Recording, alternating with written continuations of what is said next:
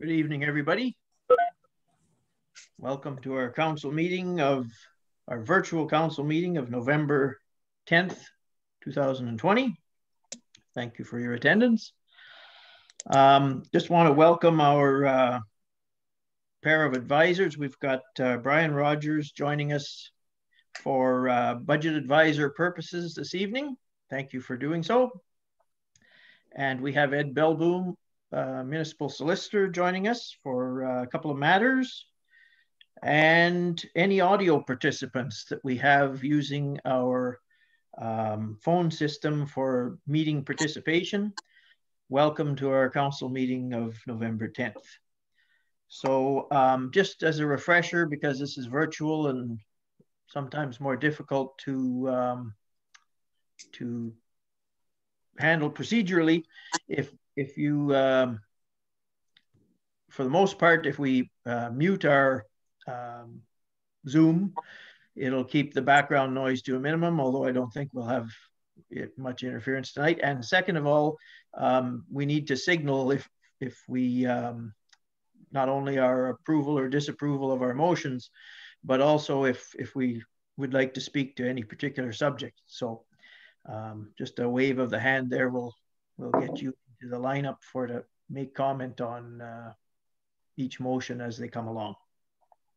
So to kick it off then, we need a motion to open the meeting. So I'd entertain a mover and a seconder to open the meeting.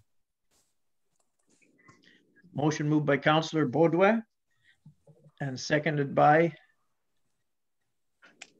Councillor Lagacé, that this meeting be opened at 7 p.m. All in favor? Carried.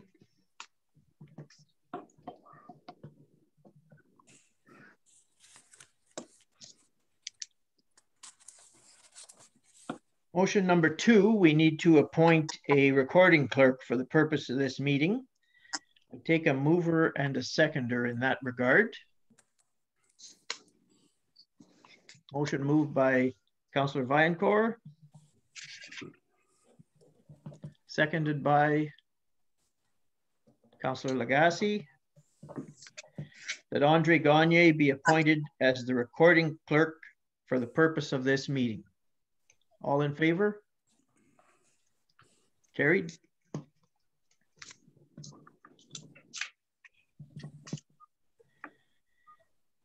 Our last meeting was June 9th, and we have a motion related to the minutes of that meeting. I take a mover and a seconder for the minutes of the meeting held June 9th. Motion moved by Councillor Foisey, seconded by Councillor Baudouin, that the minutes of the regular meeting of June 9th, 2020 be adopted as circulated. All in favor? Carried.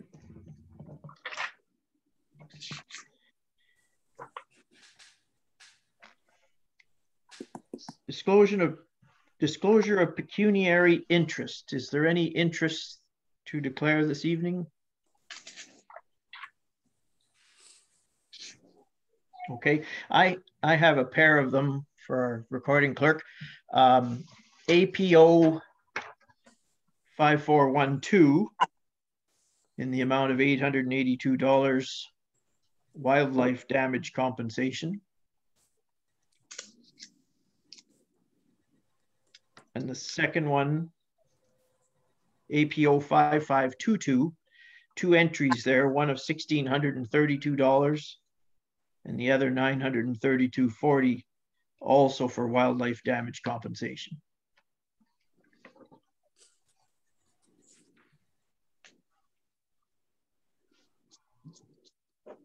Last call for declarations of interest.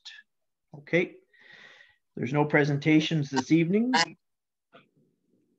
Minutes and reports of committees and boards. Planning advisory. We did have a meeting and we have several recommendations coming to council. Our meeting was September 23rd, and I have, I believe, five recommendations coming. Okay. Fire department? We haven't had a meeting, but I see that there's a new member on board, and there's a few things that have happened with the fire department that I'm really not aware of at this time. Okay. Recreation and fitness? No meetings since the COVID, so nothing's been happening, I guess, not too much. Okay. So far. Library?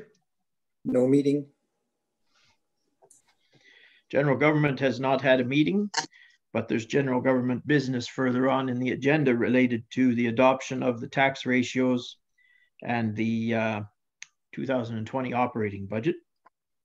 Police services has not had any meetings. Emergency management has met weekly since the COVID situation arose and the emergency declaration on the 25th March. There's been, I believe, 36 meetings of the emergency control group since that time. And Public Works has not had a meeting, but we have the Public Works manager with us this evening in our meeting. Is there any comment you'd like to make this evening? We've been working very hard through the pandemic. Operations have ran as normally as they would. I believe we've kept up our level of service completely as expected. We're currently working with a cashless system for the landfill.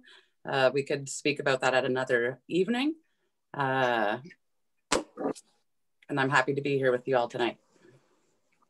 Okay, thank you.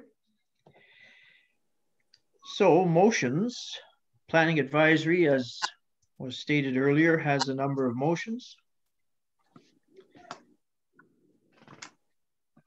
On that, first one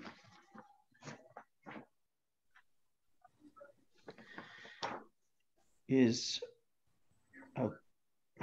it's a bit awkward in that I trust that everybody has them in their agenda package so they know what they're moving and seconding. I can pre-read them if you so desire prior to doing that, or I could take a mover and a seconder. The one I'm entertaining at the moment is related to Anna and Rod Brooks application B2 2020. I take a mover for that one. Yes, recording clerk. Just to advise members of council that we will have to make arrangements for all of you to come and sign these motions from the planning. They need all of council's signatures. So on Thursday, I'll be making arrangements with all of you to take your turns in signing them, please. Note, she said Thursday. Just a reminder to everybody that the office is closed tomorrow due to Remembrance Day. So on the Anna and Rod Brooks one, I'd entertain a mover for that one. Moved by Councillor Baudouin. And a seconder. I saw Councillor Lagasse waving at me. Okay. So motion moved by Councillor Baudouin, seconded by Councillor Lagasse. Whereas the Planning Advisory Committee has recommended to Council that consent application B2 2020 Anna and Rod Brooks be approved. Be it resolved that Council approves of this recommendation along with the conditions and notes set out on the attached decision of approval authority form. Any questions on this one? All in favor? Carried.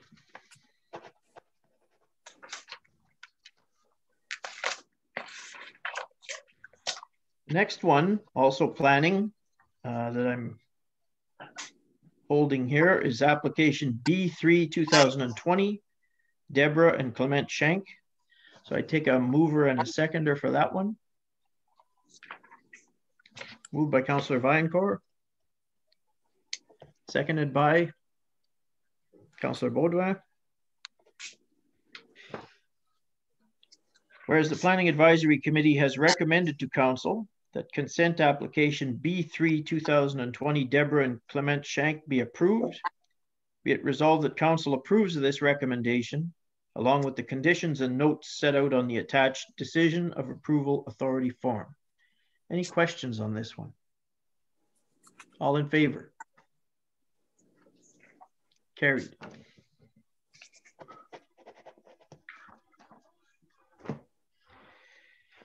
The next one is application B4 2020 Roland Jobin. I take a mover and a seconder for it. Motion moved by Councillor Foisy, seconded by Councillor Baudouin. Whereas the Planning Advisory Committee has recommended to Council that consent application B4 2020 Roland Jobin be approved, be it resolved that Council approves of this recommendation, along with the conditions and notes set out on the attached Decision of Approval Authority form. Any questions on this one? All in favor? Carried.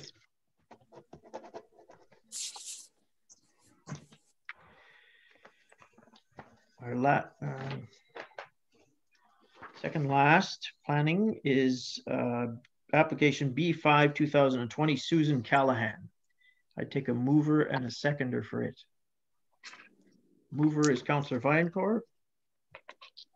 Seconder is Councillor Foisy.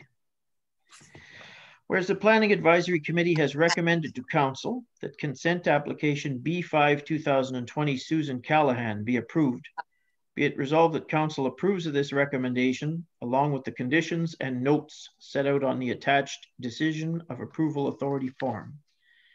Any questions on this one? All in favor?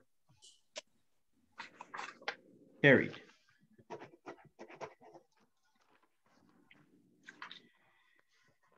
Last planning motion is application B6 2020 Susan and Kevin Callahan. I'd entertain a mover and a seconder for it. Moved by Councillor Baudouin, seconded by Councillor Lagacé. Whereas Planning Advisory Committee has recommended to Council that consent application B6 2020 Susan and Kevin Callahan be approved, be it resolved that Council approves of this recommendation, along with the conditions and notes set out on the attached Decision of Approval Authority form. Any questions? All in favor? Carried.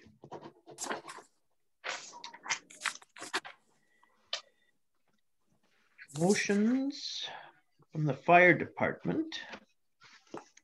There was, under new business, I believe we're entertaining under correspondence. That's where we're going to deal with our fire chief recommendations. And I don't believe there's any motions from any of the other committees this evening. So we're moving then to reports and non-municipal committees and boards. I don't believe there's a report. There's been occasional phenom email correspondence related to their advocacy, and the Conservation Authority gives us their monthly minutes that come lately by email as well. Any comment, Member Lagacé, on Conservation Authority business at all?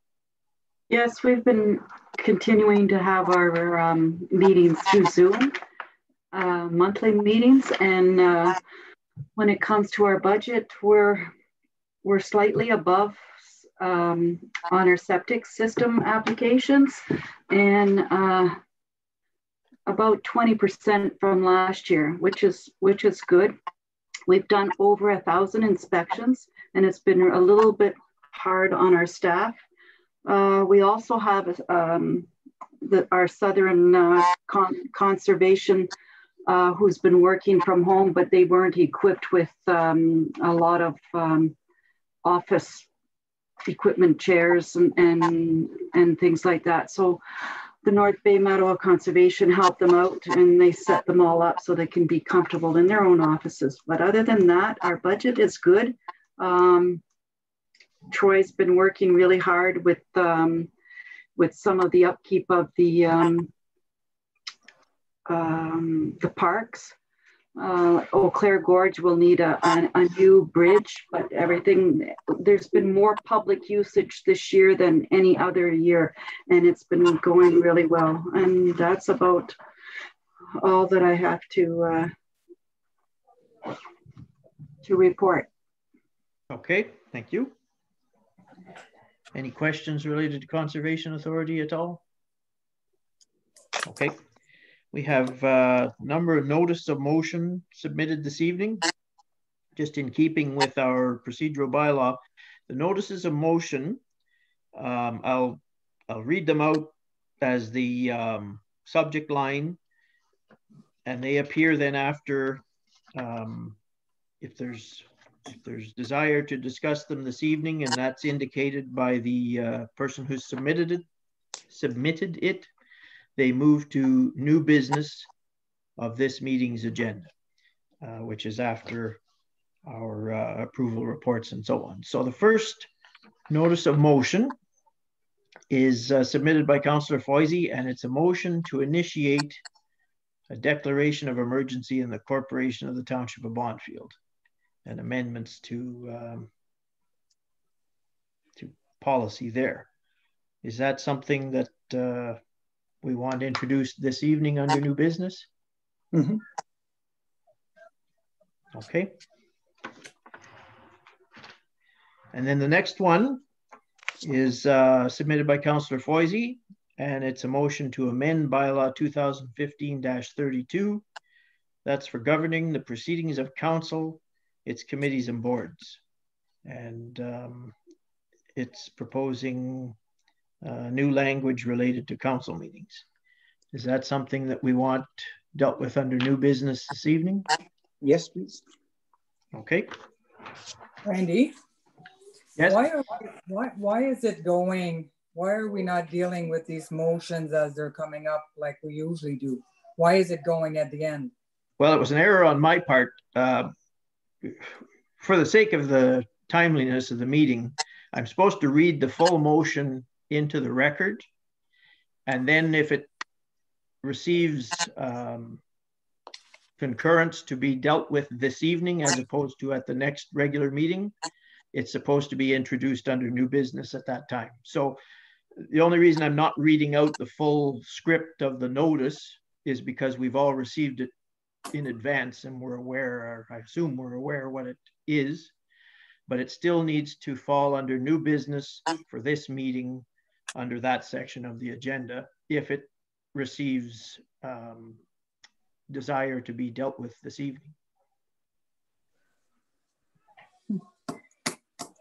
Okay, so the next one.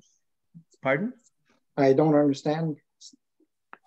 The so when it goes to new business, you're going to read it? Yes, oh, it has to be read into the record, yes, then. The full script of the full script of the notice of motion. We're going to vote on it when it's at new business? Yes. Well, I assume so. If it receives a mover and seconder, then it does get dealt with under new business. The third one is submitted by Councillor Foisey, and it's related to permitted use of municipal land, facilities, equipment, etc. And it's suggesting some language related. Oh, and the code, it's more specifically related to an amendment to the code of conduct related to municipal facilities, land, and equipment and supplies. And it has a corresponding list of pre-suggested, pre-approved. Not pre-approved. Could entertain that. Is that something that we want to be dealt with this evening under new business? Yes, please. Okay. Next one is a notice of motion from Councillor Foisey regarding snow plowing that the municipality does. Is that something you want dealt with this evening under new business? Yeah, because it's linked to the one before. Okay. And then the next one is from Councillor Baudouin. It's related to termination of the state of emergency in the Township of Bonfield. Is that something you want dealt with this evening under new business? Yes. Okay. And the next one is related to motion to amend a motion regarding the motion at the regular meeting of council June 9th. And it's suggesting some alterations to that motion. Is that something you want introduced under new business for this evening? Yes. Okay.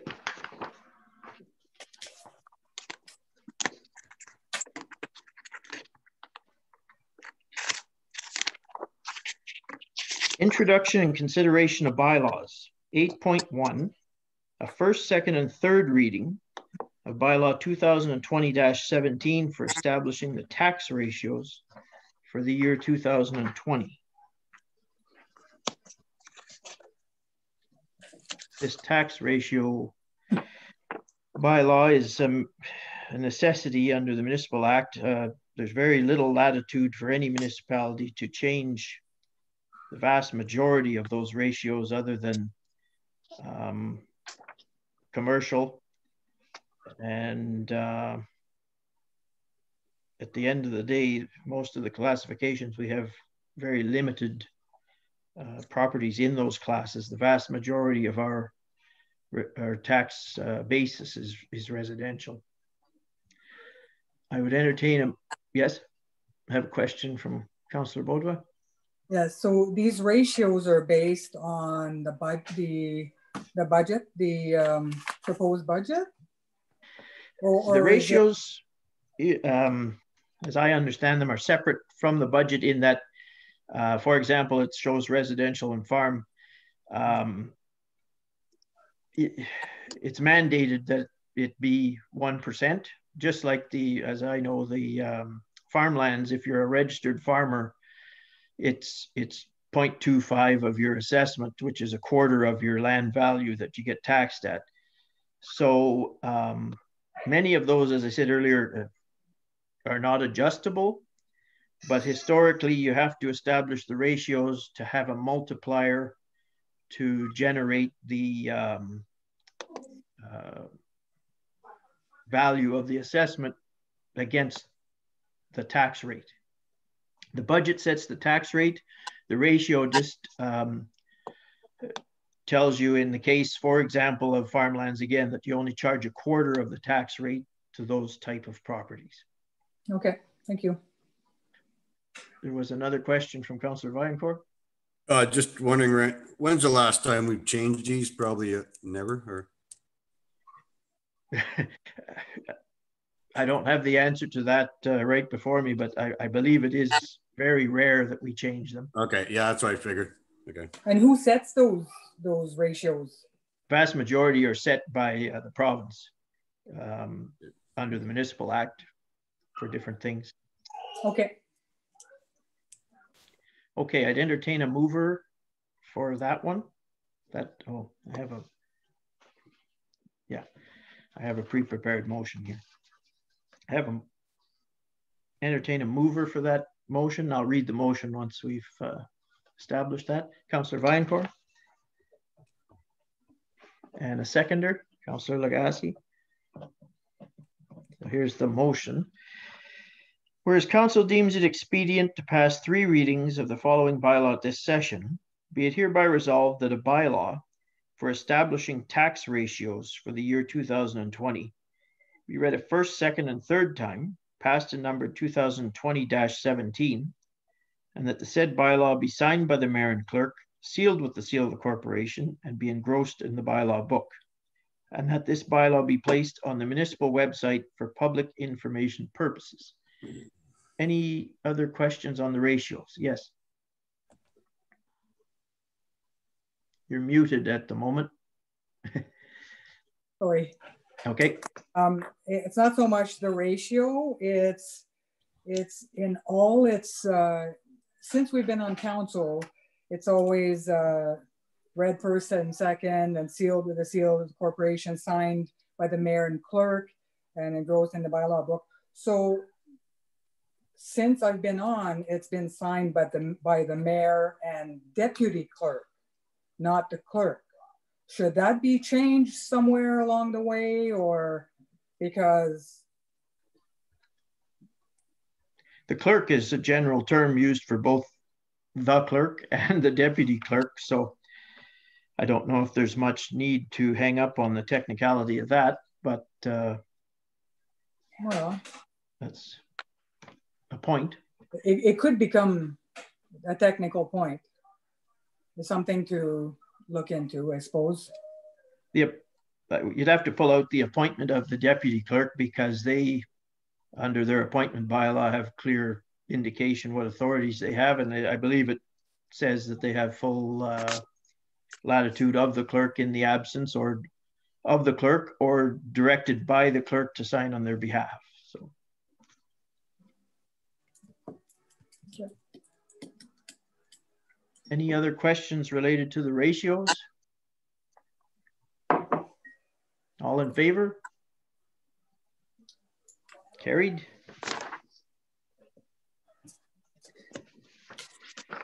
Okay. The next one,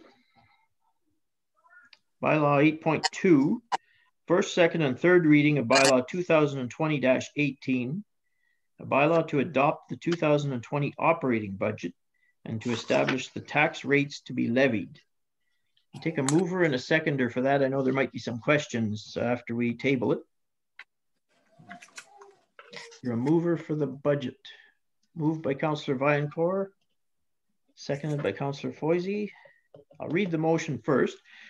Whereas council deems it expedient to pass 3 readings of the following bylaw at this session, be it hereby resolved that a bylaw to adopt the 2020 operating budget, including estimates of all sums required for the purposes of the municipality during the year 2020, and to establish the tax rates to be levied, be read a first, second, and third time, passed and numbered 2020-18, and that the said bylaw be signed by the mayor and clerk, sealed with the seal of the corporation, and be engrossed in the bylaw book, and that this bylaw be placed on the municipal website for public information purposes. Any questions related to the budget? All kinds. Okay. Councillor Foisey, will go with you first, because I hear there's all kinds of other ones after. So, page 2 of 22, sub-department financial, interest on bank account. You're referring to the budget worksheet that was submitted? Yes. Okay. 2 of 22, interest in the bank account. Yeah, big difference in 2019 actual and 2020 actual. One's 13,792, the other one is 2,207. Just was wondering why the big difference. Having difficulty locating that one. Oh, penalty and interest. Interest on bank account. Oh, I see it there. Okay.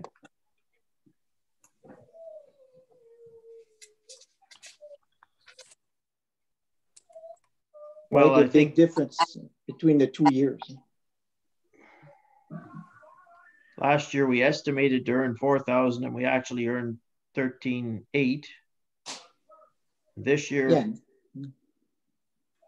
we've so far earned 2,200, and we're forecasting that we could potentially hit $4,000 at that point. Yeah, I was just wondering why the big difference. Why wasn't it the same? I don't know. We moved some money around too. I know interest rates have fallen quite a bit too. Does no, not in a year. Rogers have a comment on that at all?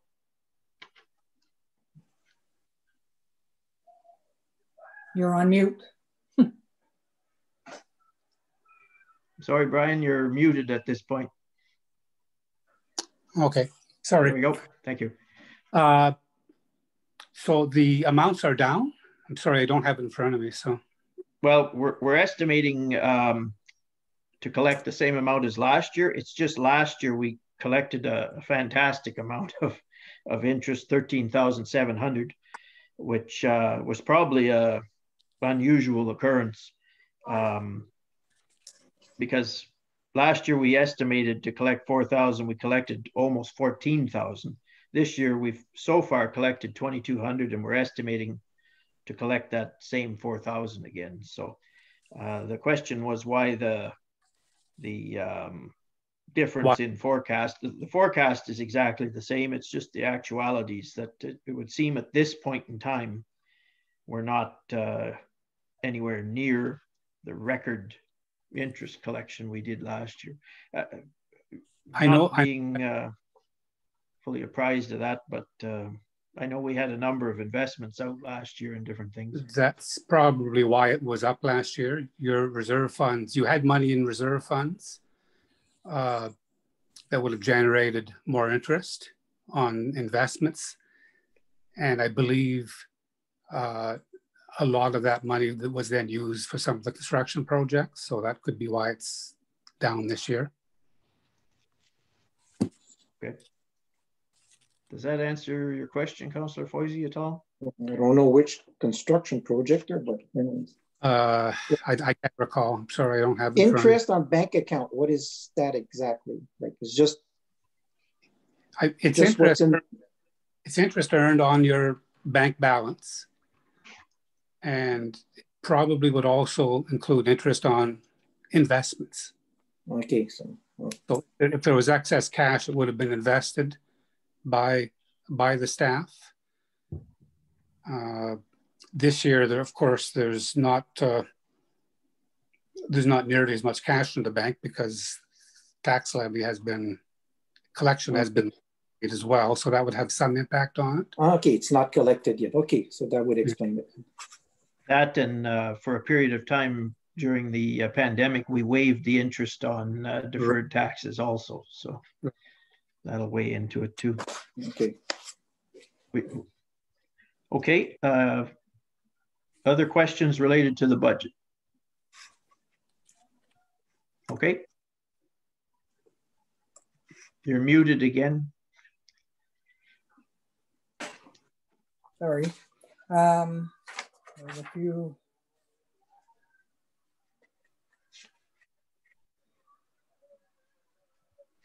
There was an area in here where we needed to put, okay, so scratch that. We needed to put some money into the skateboard park, into the reserve. One, I see it's there, and also the baseball or the basketball, skateboard basketball. I guess they put that all in one for the reserve.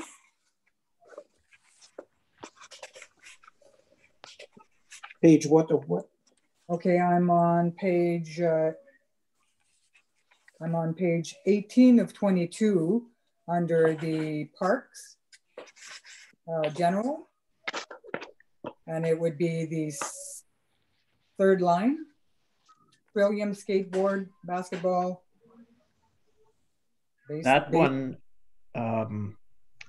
because that was a Trillium grant that we needed to flow through our books and show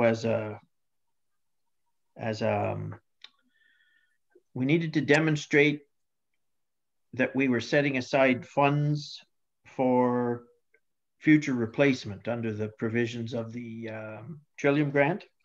Yes. And then last year we put 6,000, and this year we didn't put anything. Mm-hmm. And so okay, sorry. I think there's policy on the books of what that amount has to be every year, and it probably is that 6,000. But it's always done at year end when we do that motion for all the surpluses that are usually there from all the departments. Okay. So we didn't get an actual, okay, so this is how much money we're going to need this year. Like you're saying, it's a carbon copy of last year, but it's not a carbon copy of last year because you have DSAB, you have all your big ticket items, they're all up there, and we were above them last year. And this year they're going to be even higher, and we haven't budgeted for that. So DSAB, for example, you're about 71,000 that is not called for. Another 5. So the numbers are not, we're going to run out of money. Like we can't accept this budget the way it is. We're already over in so many different areas, and we still have 2 months to go.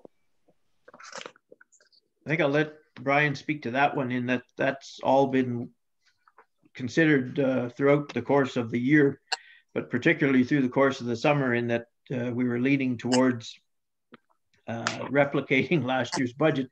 So all of those considerations have already been taken in that so many of our line items for the COVID pandemic reasons, we just weren't able to spend money in those particular line items at that point in time as we expected to. But now here, as we sit 6 weeks from year end, you know, the monthly statements that Brian and those members of staff monitor,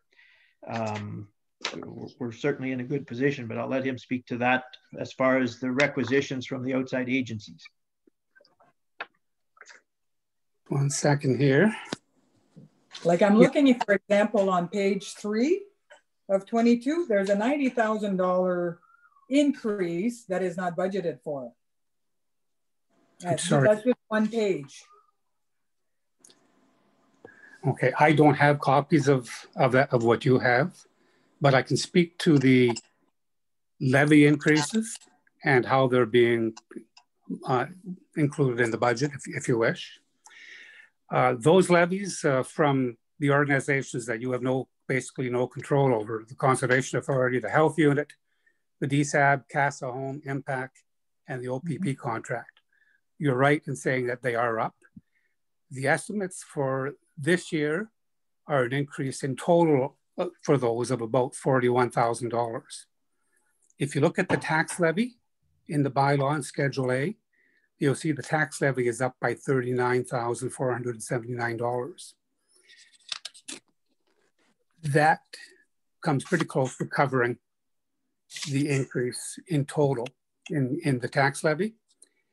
The budget assumes that all departmental budgets are frozen at 2019 levels, recognizing some may be up and some may be down.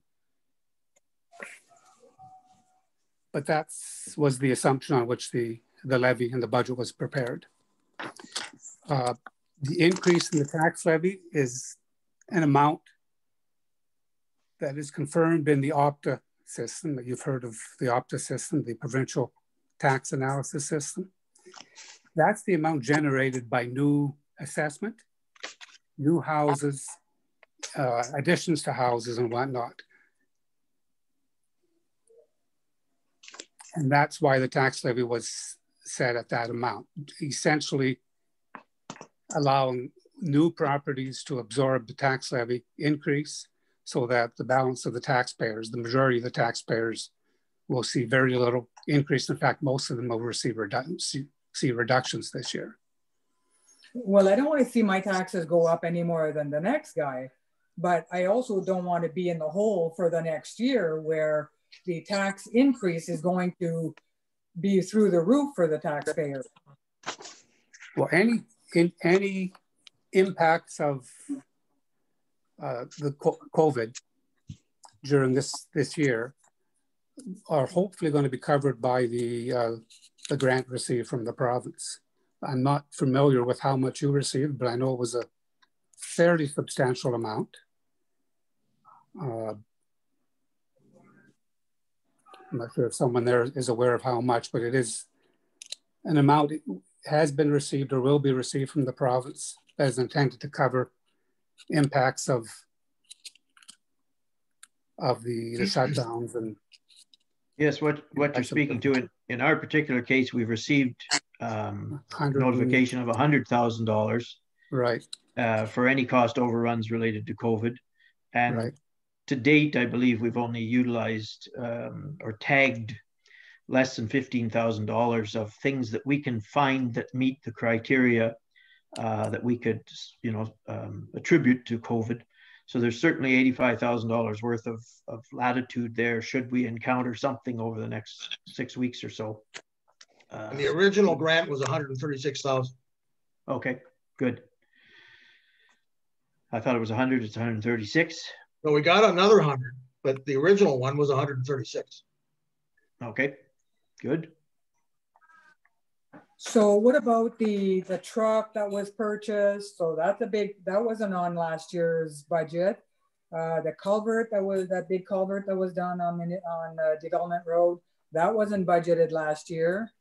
So where are those payments going to be coming from? Where's that money going to come from? Because it's not even on here. It's not even budgeted. They appear under each department. I think they both appear in Public Works. Maybe Ann could flag exactly where, but they're obviously loans, and the loan payments are a line item in each department's budget. Ann?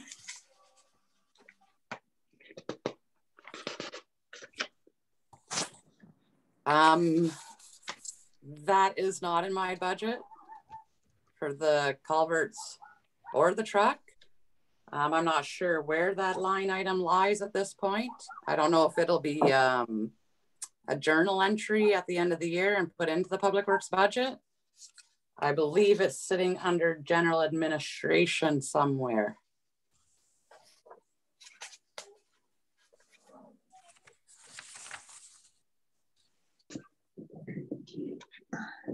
I know any other trucks and items that we purchased that were a capital item, they appear the next year as a rolling forward expense every year in the department budget. Sometimes if it's multiple trucks, like we're still paying for 2 snow plows, it'll show as a one charge, but it's related to a couple of items.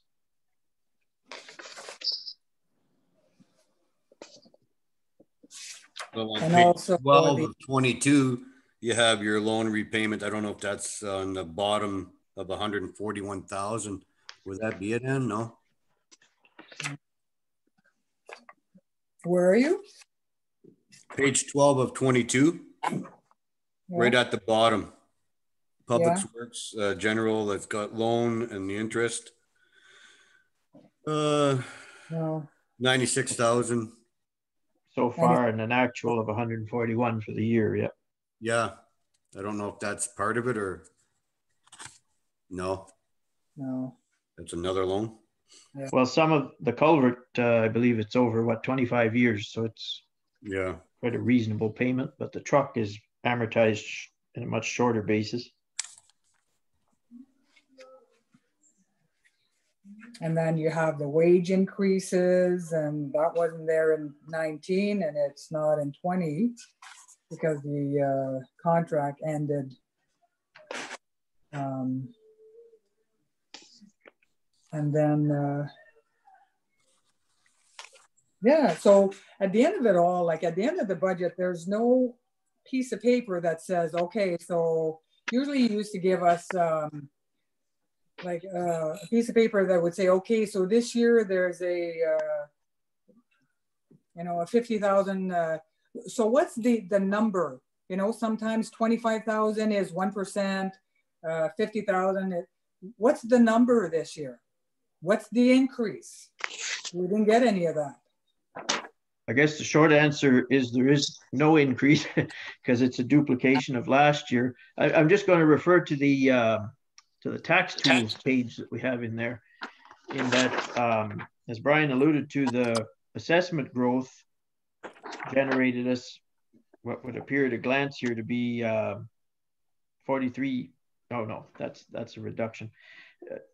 $39,000 of extra income that he's described has paid for all the outside agencies' increased costs.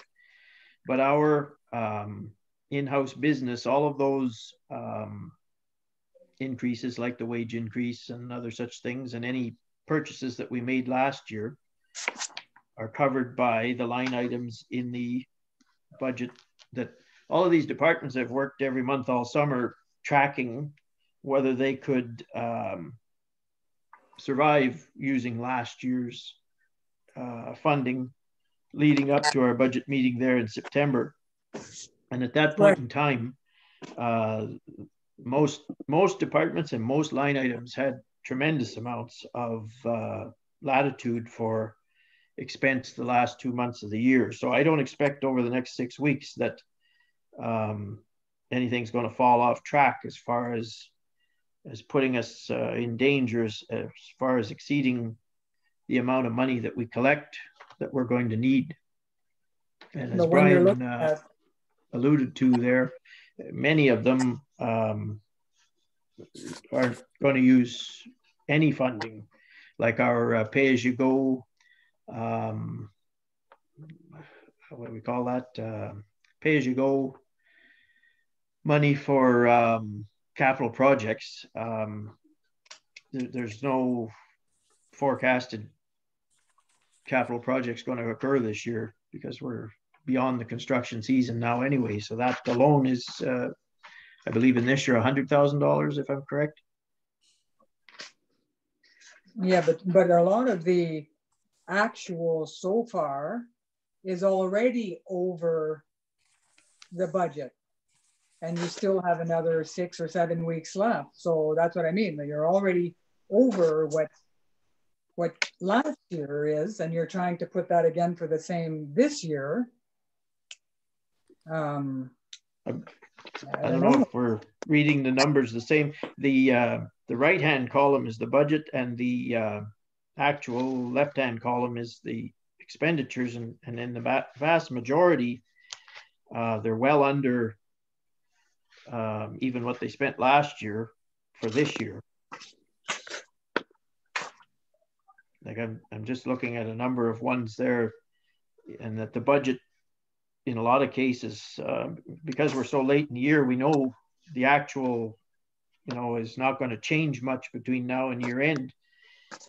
And just looking at a glance at most of them, like they're all well under the budget amount. So it would take a tremendous push at year end to spend the monies that are allocated for the line items. Just as an example, like travel expenses for council, it's for Public Works Administration, it says travel expenses 4,000, budgeted 1,500 used, training $6,000, budgeted 2,300 used, things like that. Well, those are small amounts. I'm talking about the bigger amounts that haven't been accounted for, and the actual is already more than the budgeted item. Some, well, I guess too. Some are quite a bit more than others, but okay. So at the end of the day, you're saying that there's 0% increase in this budget. Well, there again, that Opta report says it better than that, in that the rates are not changing, but for lots of people, their assessment has changed. And out of 392 properties, they're seeing an increase, but the vast majority of them, 325 out of 392, are seeing a change of $34 upwards in their tax bill. And that's because of assessment growth. One poor individual is seeing a $591 growth, but their assessment must have jumped substantially. But on the other side of that, because we're running the same numbers, 962 properties out of 1,134 are seeing an average decrease of $44 on their tax bill. So there's going to be almost 1,000 people see their tax bill go down by $44. Another 166 seeing it go down by 125. A couple of lucky people are seeing theirs go down by approximately $350. But having said all that, the budget still captures all of the same amount of last year, plus that $39,000 that Mr. Rogers mentioned of assessment growth. So, so $39,000 is what interest, what percentage? Well, out of a budget of $3 million, it's probably about 1% of growth. Without a calculator in front of me. The growth was 1.4%. 1.4. So, yes. Okay. But not to belabor this much further, just as information, because we're in November and there has to be a 21-day window as mandated by the Municipal Act to issue your tax bills. Your due date has to be 21 days beyond the adoption of your budget at the minimum. You have to give people 3 weeks to pay. That pushes us now to the 18th of December as a due date because of the production of the tax bills and the stat holiday tomorrow and other such things. So if we're going to stay in compliance with the Municipal Act and issue our tax bills for the year 2020, this is virtually our last occasion to do so.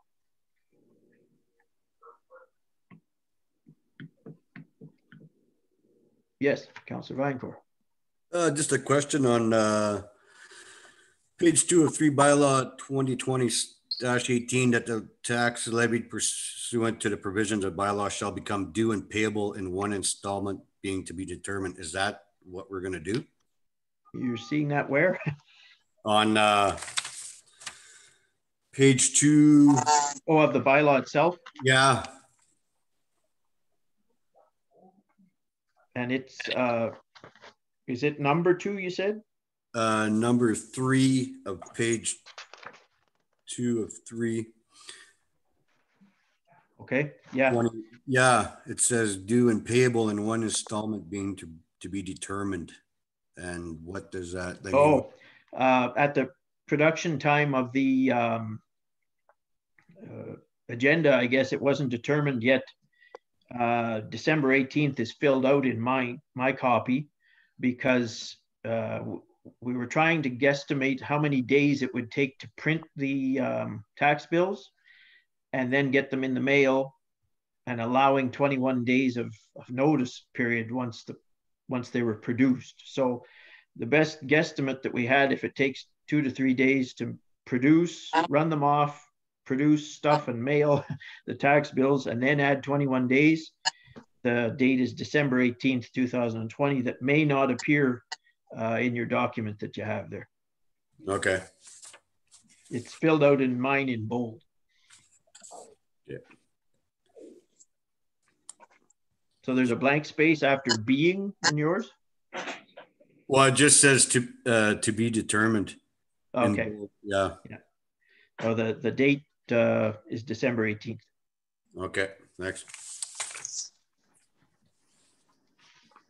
Any other questions on the budget at all? Just okay. The one on the livestock, it says 375,000. Is that a misprint or? Livestock. Or public works wage, livestock value or wages.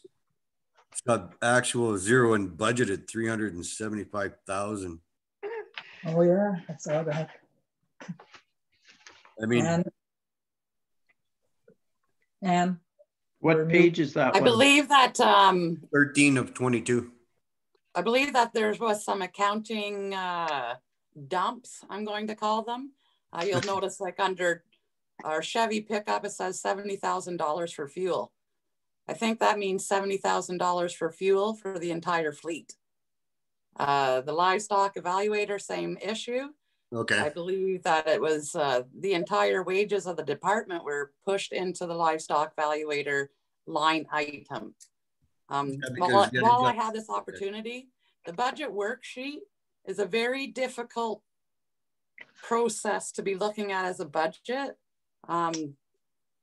It's better when you see those reports that are given to you from the CAO that has like an overall picture of what's going on with the municipality financially. Like it's titled, it's a worksheet. So it's very hard to see what's in the minds of each department head, It's easier to see that whole round picture of what's going on within the township financially through those other statements. And just as information, we no longer have a livestock valuer. It's a contractor from Calvin Township that provides that service. But we don't pay them $375,000. I also Yes. had a question regarding our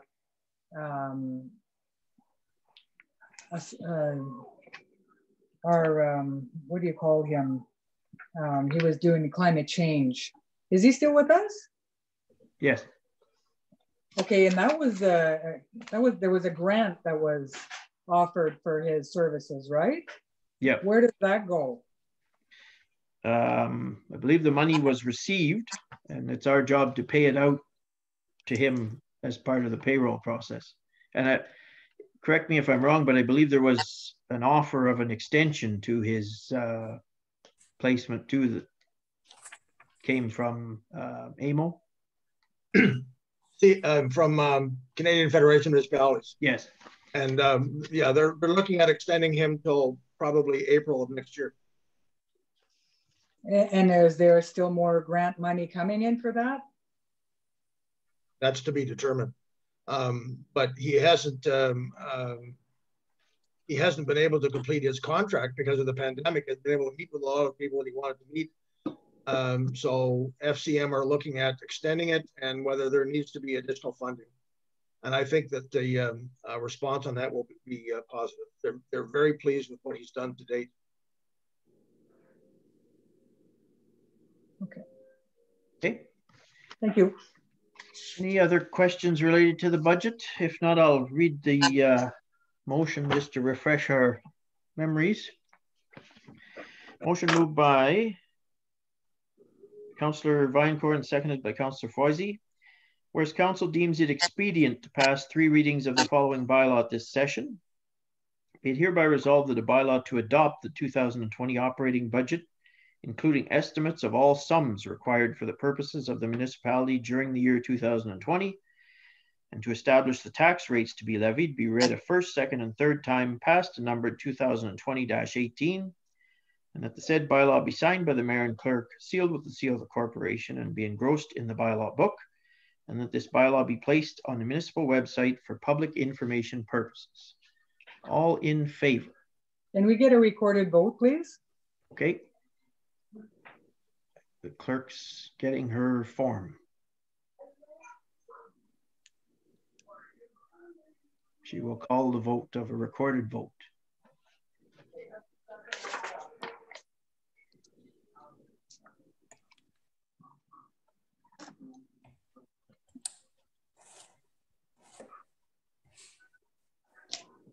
Councillor Beaudoin?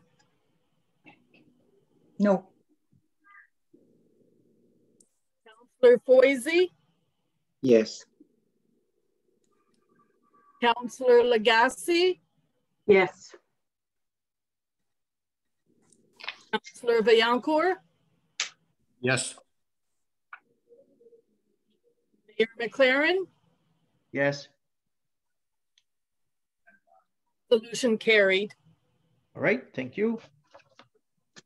Let's not wait at the last minute next time. Well, I'll remind that we had a budget meeting scheduled for September 29th, but we failed to have quorum. I paid my Chisholm taxes in July.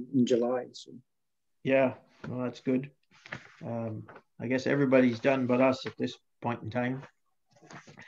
Moving then to disbursements. We have a substantial number of approval reports, and I have a motion that captures them all.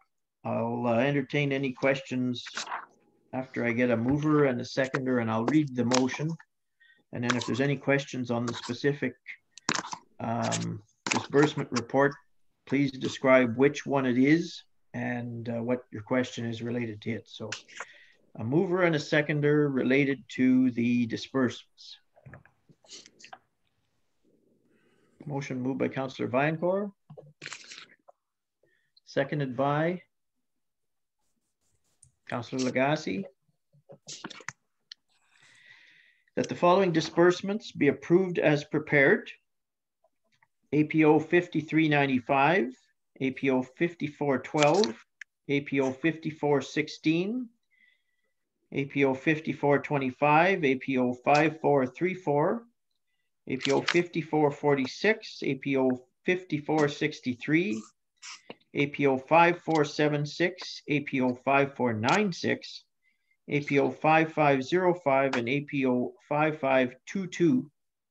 That encompasses all of the municipal departments. There was no expenditure under economic development, resulting in a subtotal of $1,512,120.07, and also payroll batches 1083 through to 1109, and that resulted in a total of $334,482.34. The total disbursement would be $1,846,602.41. Questions on the disbursements? Yes, Councillor Lagasse. Mayor McLaren, I do have a couple of questions regarding Public Works.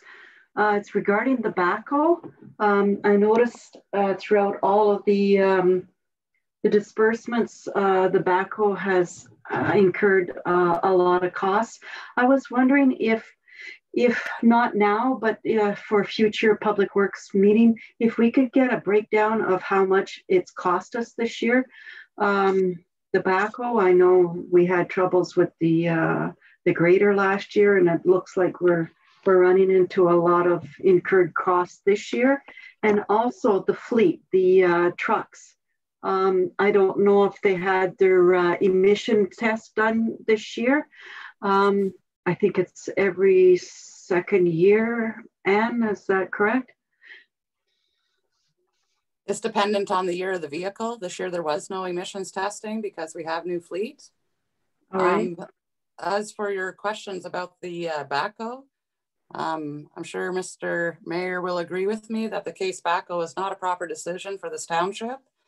We are fixing issues due to the fact of the machining of the backhoe. So like we had, there was arms that were not properly manufactured with any grease fittings, etc. So it did cost us quite a bit of money to keep that maintained so we can have it for future use. For a Public Works meeting, I will gladly provide you with that information. All right, thank you. Also for if there's any conditions about the regarding the trucks, also if you could update us on that also. If you recall, when we were doing our budget processes for the this budget that we're passing this evening, it was stated that I'm unable to run a vehicle for under $15,000 a year, and that I was planning on increasing that budget. Wear parts, air filters, DEF filters, etc. Because of the new transmission, or not the transmission, but the emissions through those new exhaust tier DEF units, it makes it very expensive to keep that fleet together. Okay, thank you, Anne. And also the rental. So I noticed that we did rental for the backhoe and that, and maybe I can, if possible, the next Public Works meeting, if we can get the amount of how much we spent on that as well. Yes, unfortunately, because of the lack of meetings, we were unable to have a conversation due to discover or to think of what we should do with the grader.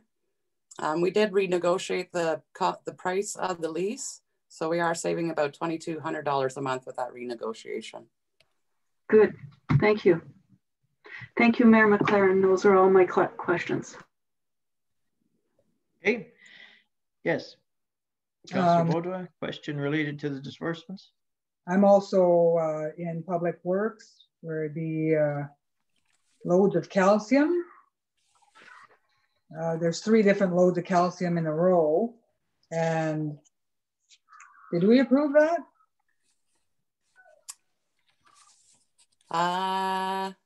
Sorry, I have to recollect in my mind when we had that approved. So I believe it was at a council meeting, actually, that it was approved before the pandemic. The calcium was approved. It's just mislabeled in the disbursements. I think somewhere in there I read it was like 30,000 liters or 3,000 liters. It is under budget actually this year, and it is the regular amount that we use in any other year. Okay. It was tendered as well. Okay, I remember seeing that, but it just came out in, yeah, maybe the date was wrong.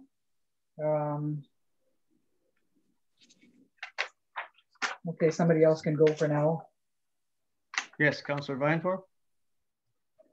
Just all the A-gravel land, has that been also from dealt with before, I guess, from previous council meetings that are coming? We had no council meeting, and quotes were obtained for the gravel. That is the cheapest we can get it because of the proximity to our shop.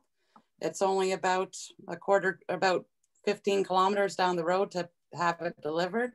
So that is the cheapest value that we could get for that gravel. And we need it for the spring, plus all the repairs that we've done this year to the road system. Okay, thanks. Forestry pumps and other, I guess that's all for our fire department. It's on page 1 of 3 from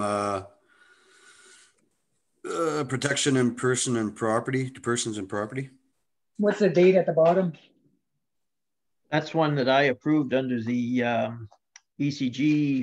One of the first ECG meetings we had, the department brought it to my attention that their forestry pump for fighting springtime forest fires was broken, and they were having difficulty getting, at that point in the pandemic, a repair to it. So repair from their homework was going to be as expensive as acquiring a new pump. So the decision was made arbitrarily to acquire a new pump, which they did do.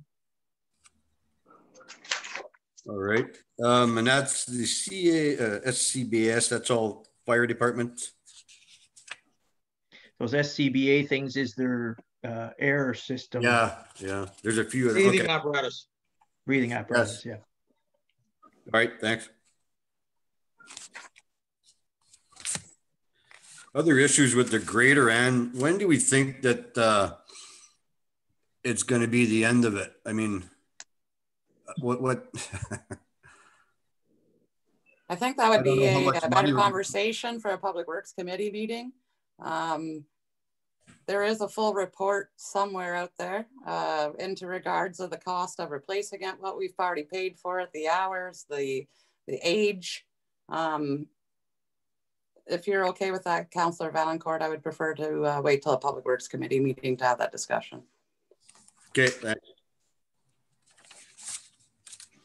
Yes, Councillor. I see a few uniforms and whatnot from the fire department at a large sum. I don't disagree with it, but was it brought forward to somebody to approve that? Not that I'm aware of. No, they were told throughout the course of the summer to operate, don't exceed what your budget was last year in any particular line item unless you bring it forward for approval, but operate as if, like we do every year, our budget is never usually passed till June. Operate as if you're working under the same budget you had last year, which is what they've done up till today. I approve that, as I have approved every purchase in the disbursements. We subscribe to DocuSign, and as Andre can tell you, I can sign tax certificates and purchase orders, and every purchase requires a purchase order, and I must sign it, and I do it. And those are the dress uniforms. Those are not the bunker suits. There was money in the 2019 budget, which was transferred into the 2020, so it wasn't a capital item. I didn't see any reason not to approve that.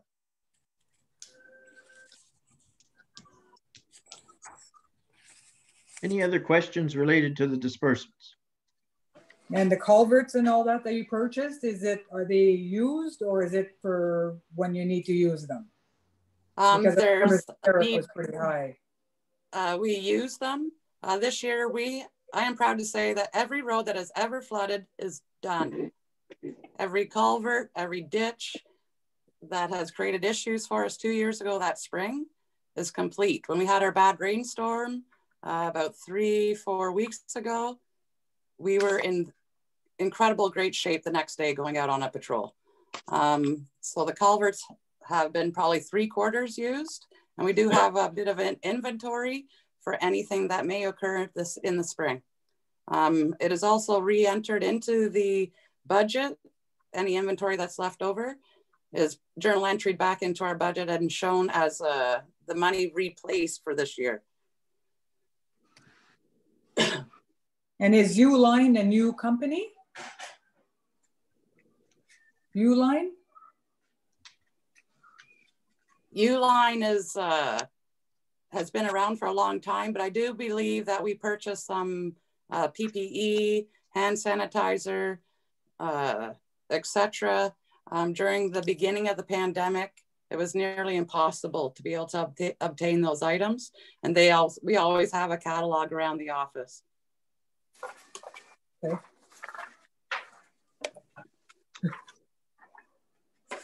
Any other questions related to the disbursements?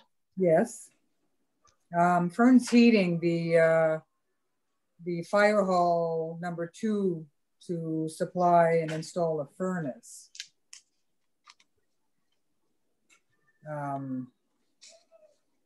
Was that in our had to do thing? Obviously we needed a furnace, but it was again a high amount. I believe it was related to the expiration of the oil tank, first of all, because it was an oil furnace before. And there was something mechanically wrong with the furnace also. So did we get a new oil furnace or propane, or? It's a propane furnace. Propane furnace? It appears to be a propane tank behind anyway. Okay. And that was discussed at a fire department committee meeting earlier this year. I'm not sure the date. Okay.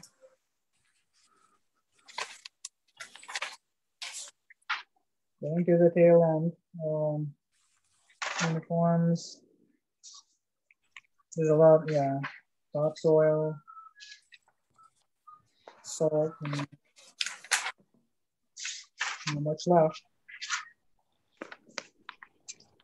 So I thought we had done not a bylaw, but regarding food baskets. I thought we had stopped that.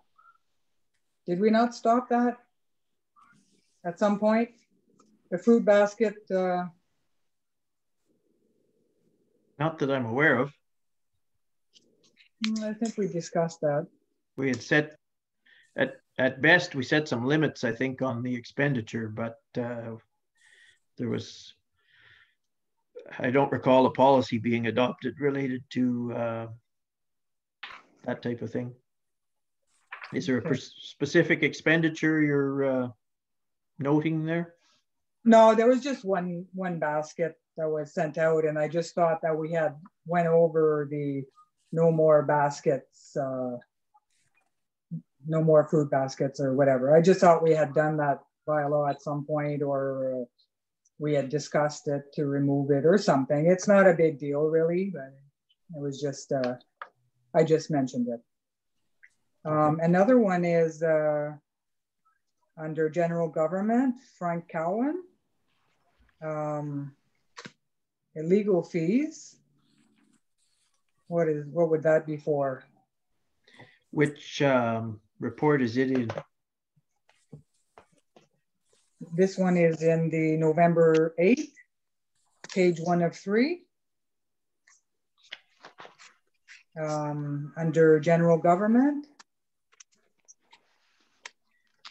It was a fresh invoice that come in. I believe the recording clerk was asked to inquire what that charge was for. Is there an answer to what that charge was for? Adi? Sorry, I was reading the description. When I called Frank Cowan, I was advised that this is due to a legal issue where they had to retain an independent adjuster and a defense counsel for the Township of Bonfield. Okay. Okay, and just one more, Team Viewer, what is that exactly? I see it a few times in our, is it a new magazine or? Viewer is actually a software that allows for remote access from computer to computer. So in the instance where staff has to work remotely from home, they could log on with Team Viewer to our system and then be able to access the computers in the office here.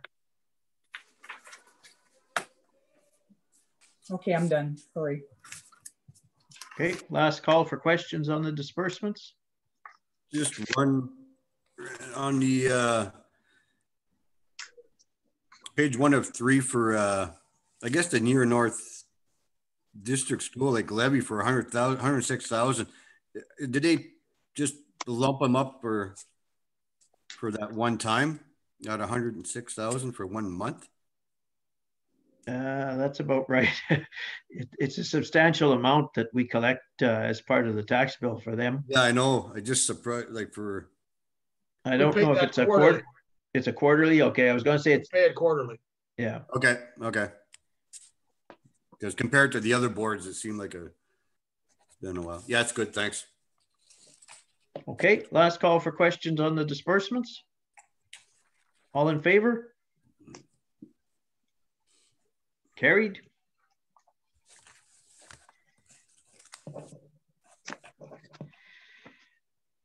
So we're moving then into correspondence and information. The only item of correspondence is from the fire chief regarding application from 2 firefighters. And I'd entertain a motion related to that. Just in reviewing the agenda,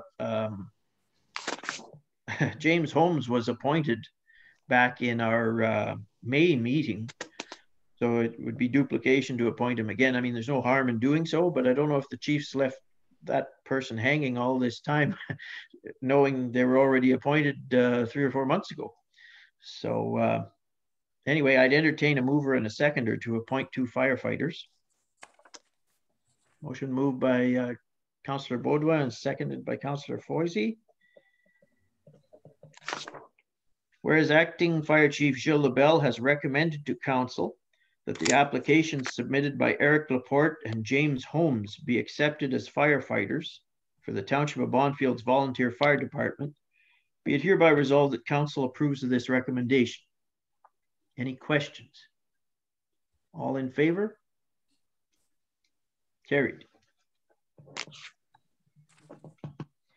Okay, moving into new business. On the new business, I guess the first item is my update on the state of emergency or declaration of emergency.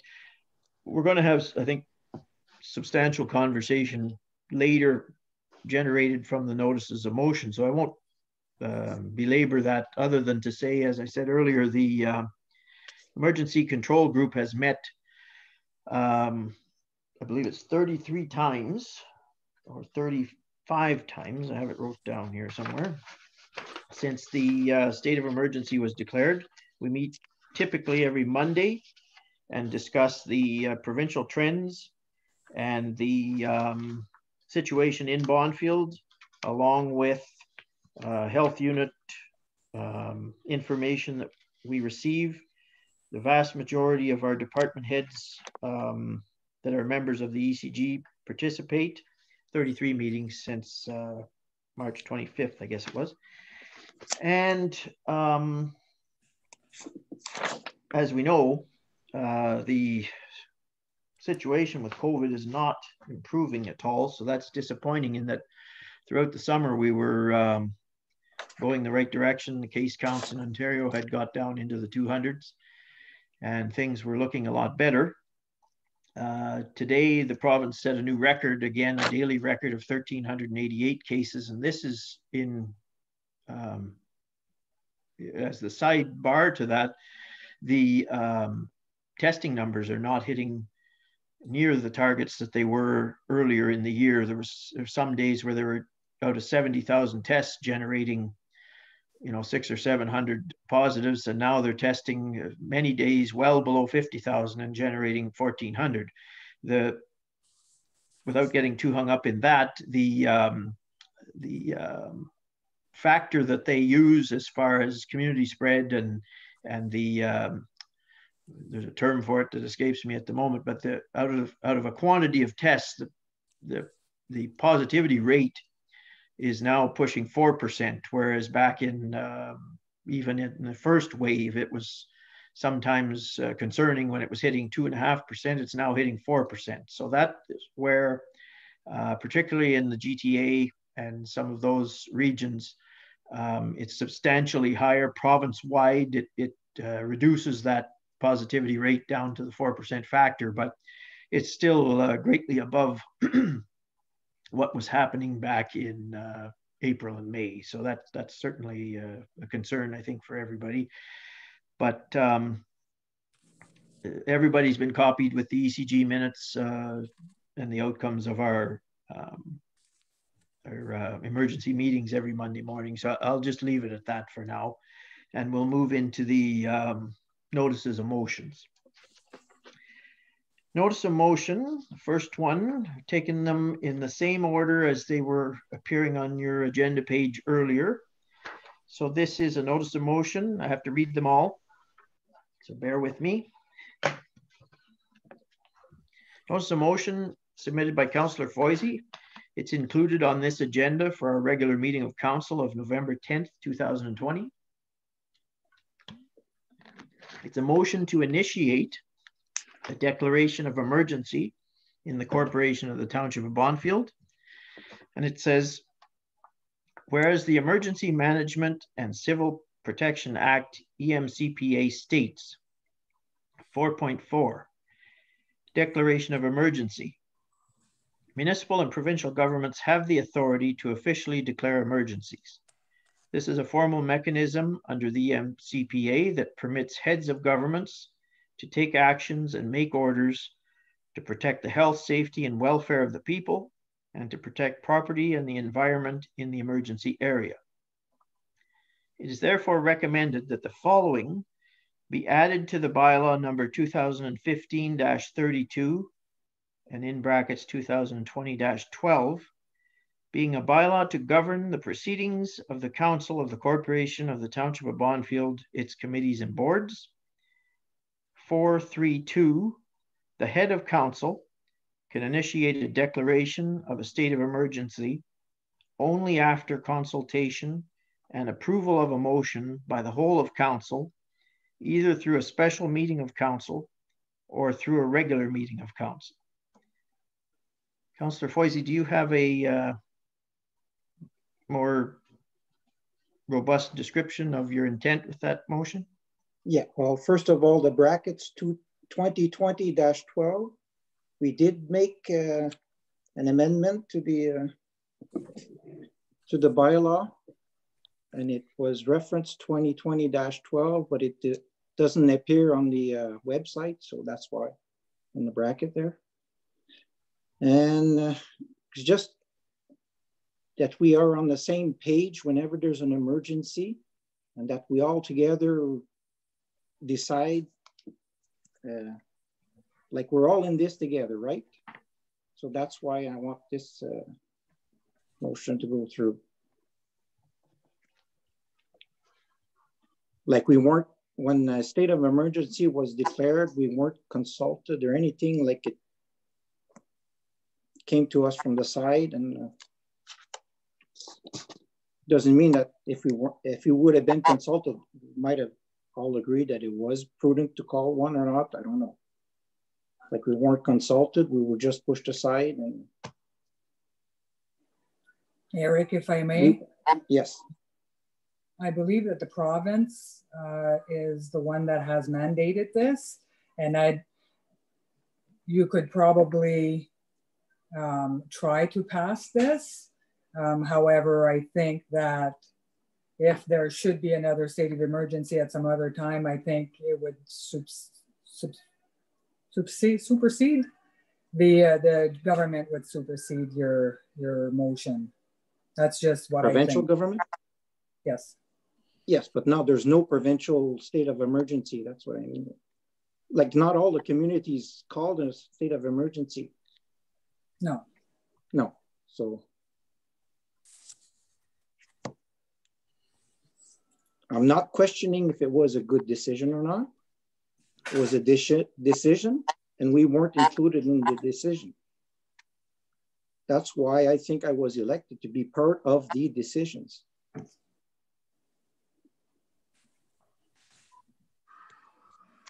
Speak to it when everybody else has had their voice heard on it. If anybody has any further comment. But I think as Councillor Beaudoin has stated that it is a provincial mandate, and I would like to ask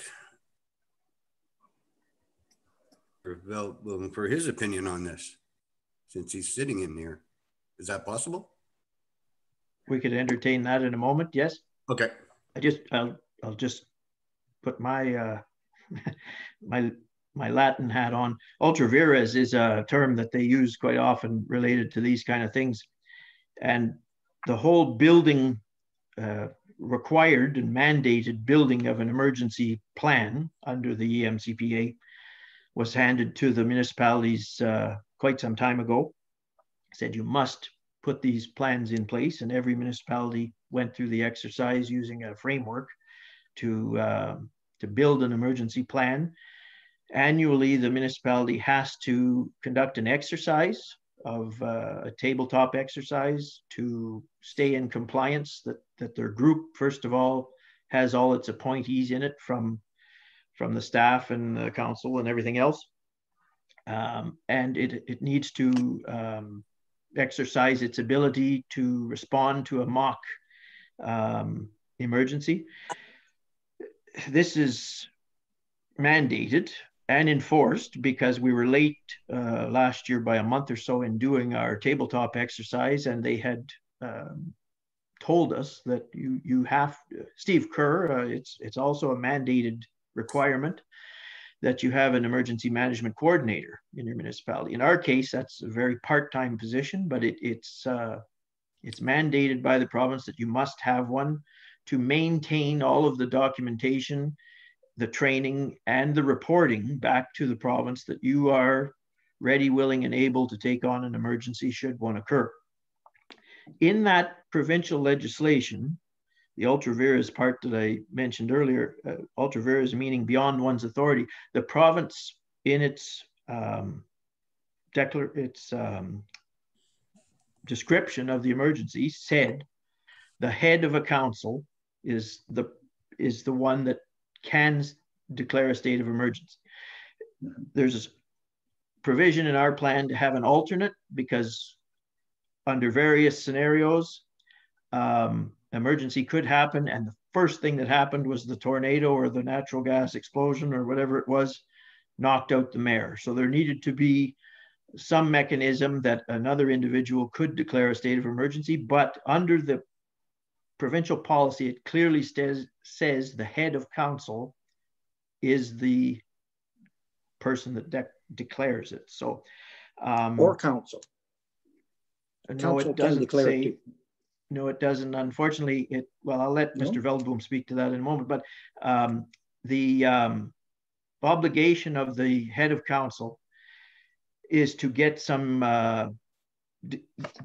initiate and activate, I guess they call it, is a better term, activate the emergency control group, draw the group together, come to an assessment of best awareness of whatever the particular emergency is. That information is usually quickly compiled because some of these things are quite urgent sometimes. And it's generally a consensus recommendation to the mayor that, yes, we think this is substantial enough that you should declare a state of emergency. There's a formal mechanism that you have to go through with Emergency Measures Ontario and sign a document, fax it off to them, and your emergency is then validated by them and recognized by the province.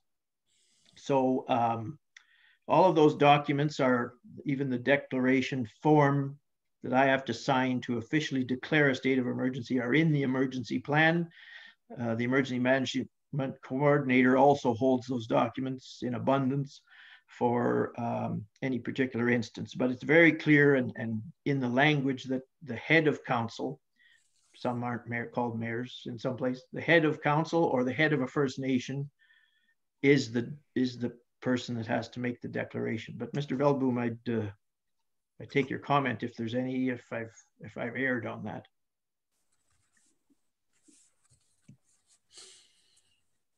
There we go. I unmuted my audio. Yeah, the act is very clear. It's in section 4, subsection 1, and that authority is given to the mayor to declare an emergency. Yeah, it is straightforward. It's in the act.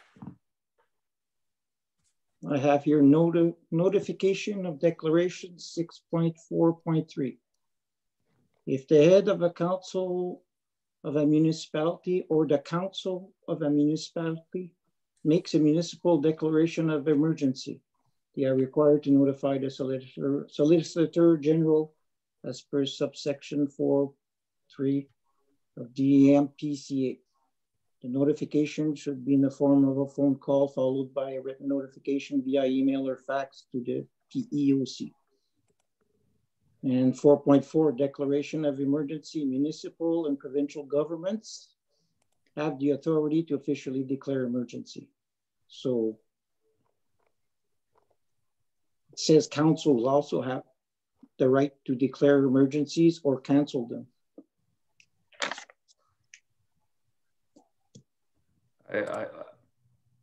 I'm not, what section of the act were you in? In the Emergency Management Act? 6.6.1. 6.6 declaration of emergency. Duty to respond. 6.6.1. There is no 6.6.1 of the emergency. I don't know where I got that then. Yeah, the act is there's 6 sub 1, and then there's a 6.1 and a 6.2, and then it goes to section 7. I've got the e-laws. So where did I get that? I thought I might have to leave the room and go look at my other computer, but I realized how to do it at the same time. So I have the act right here. So I'm just curious. So yeah. Councillor Foys, I'm not sure. I just want to make sure you and I are in the same piece of legislation. I don't know. Maybe it's under. Yeah, I was trying to find it again. I couldn't. So. Yeah, I have it here. Yeah. So was this revised lately, or is this the old one? Or? Not that I know of. Nor I, because any training or exercises or our plan clearly states, and it's quite a burden to place upon heads of council, because some of these things, pandemic being unusual, but some of them, the decision to call a state of emergency in some instances must weigh on some of these heads of council quite heavily before they make that call. So, but it in anything I've seen and been told in my trainings is that it's my burden alone, being the mayor currently, to make that call based upon the best advice of my ECG team. Provincial Emergency Response Plan 2019. I think that's what a provincial emergency plan. Provincial Emergency Response Plan 2019. Draft for stakeholder comments. I got that from the Bonfield Township site. Oh, okay. Yeah, I think that might be, you know, when the province went out and consulted lots of municipalities about what to do for the provincial-wide plan that they have for themselves. But in terms of the, you know, the head of council, it's in the Emergency Management Act, and I use the short form of that. Yeah. Okay. So, so I guess I wasn't looking at the right place then. Okay. Okay. So for this evening, are you wanting to table that motion or withdraw it for tonight? That one I will withdraw. Okay.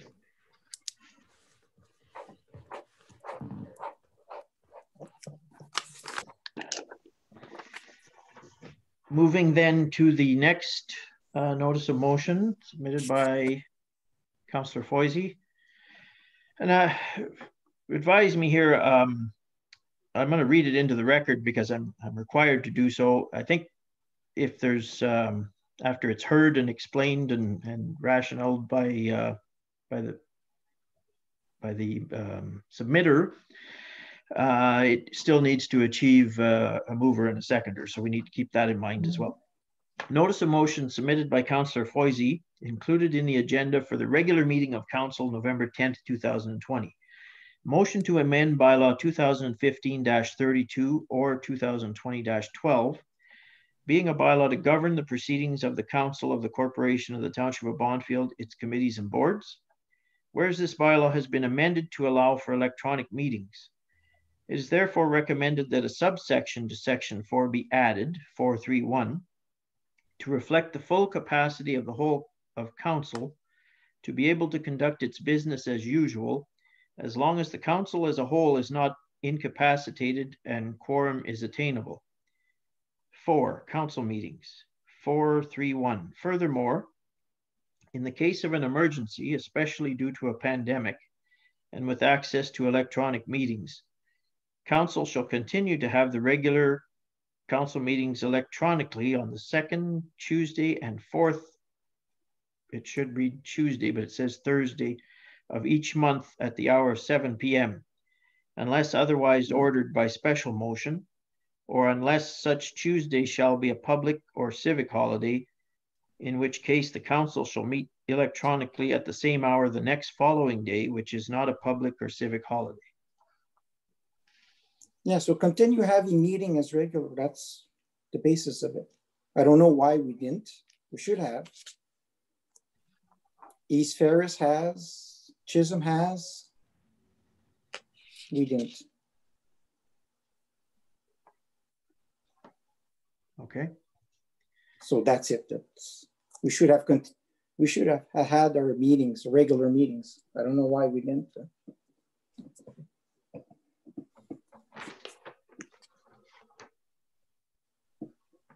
Okay. Is there anybody else want to speak to this subject at all before we seek? I was going to say, if I may add, I believe that this is already in our procedural bylaw. And like Eric said, the no meeting it's in our bylaw that we should have had those meetings every Tuesday, every second and fourth Tuesday of the month at 7 p.m. All this is already, it's already in our bylaw. So we didn't have them for other reasons, but it's not something that we should add because it's already there. Okay, I'd just add to that, what I've just heard there, that council's ability to have a council meeting was no way related to the state of emergency at all. We discussed that at the ECG meeting on Monday morning. The state of emergency and the scheduling of a council meeting weren't correlated in any way, shape, or form. The reason that I made the decision that there wouldn't be any further council meetings until there was business worth having a meeting for was that the vast majority of, like, all the committees were shut down. The expenditure reports were coming out to council as usual that we've just dealt with tonight.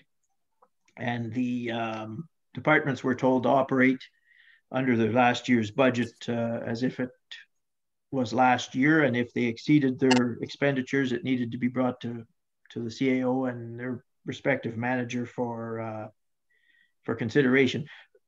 Very few, if any, of that occurred.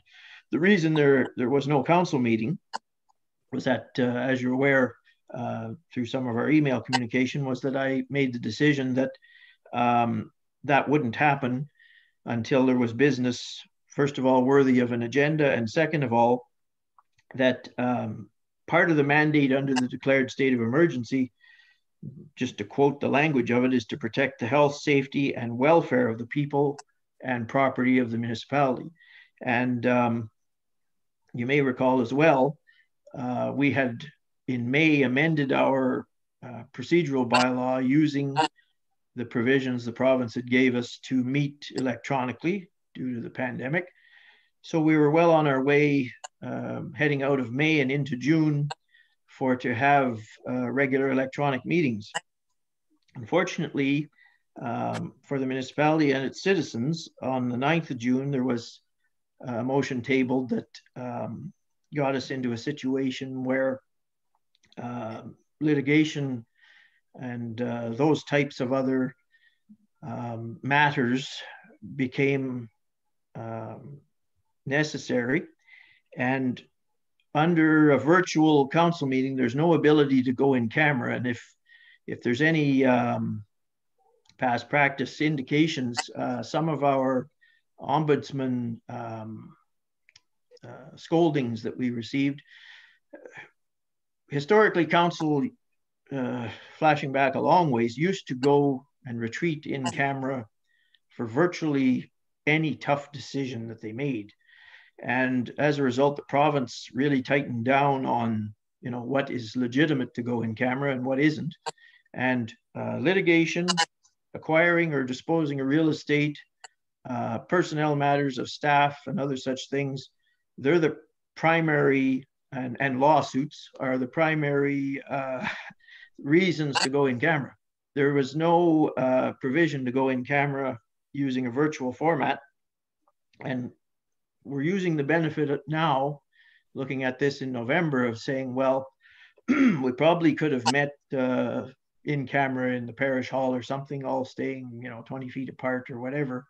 We didn't know that back in May and June and July, that the virulence of the pandemic and its transmission on surfaces and all that isn't as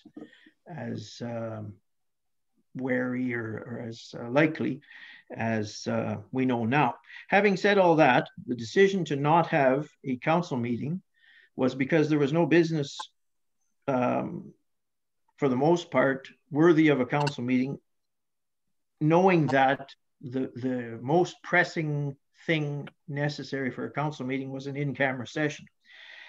So I made the decision under the umbrella of my responsibilities under the declaration of emergency to not have a council meeting on the basis of protecting the welfare of the people of the township of Bonfield, because any suggested revisions to the problem that was created on the 9th of June, some of the tabled amendments, and there's an amendment coming further on this evening that may or may not clarify some of that,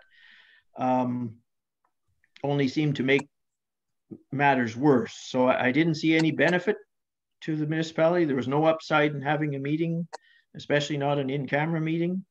And there was a big pile of downside on having a meeting at that point in time. So that's where that come from.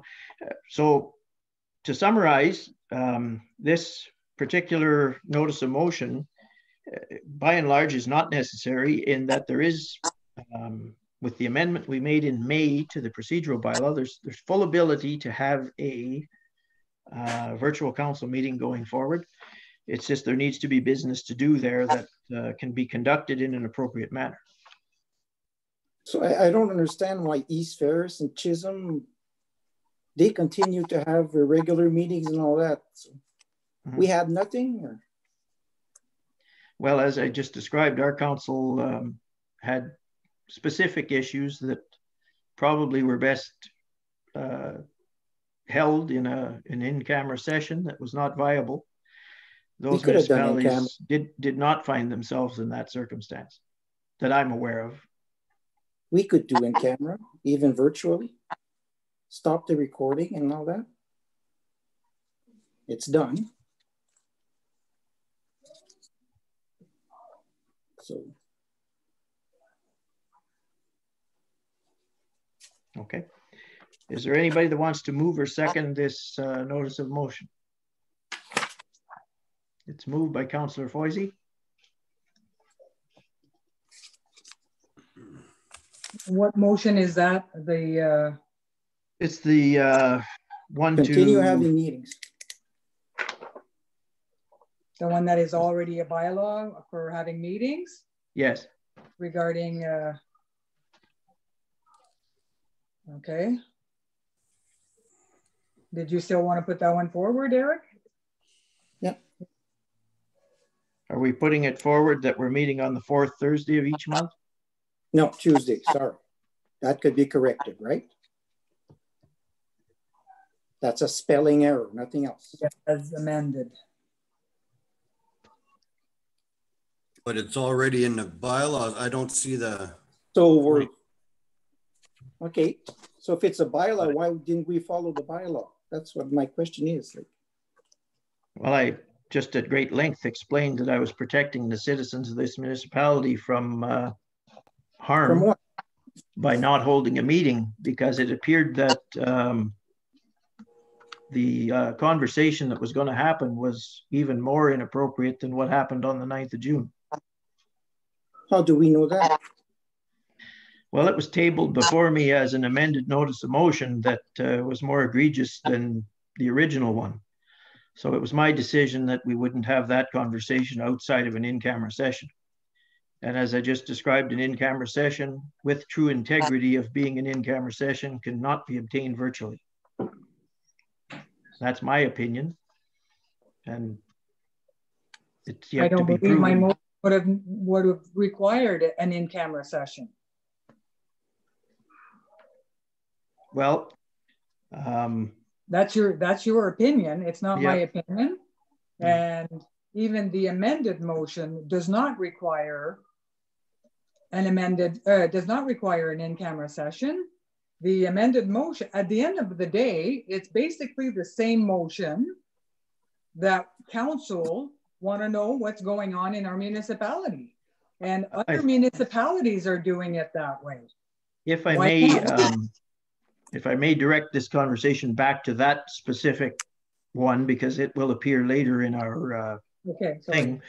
This particular one speaks to reinforcing, I'll call it, the procedural bylaw that we already have.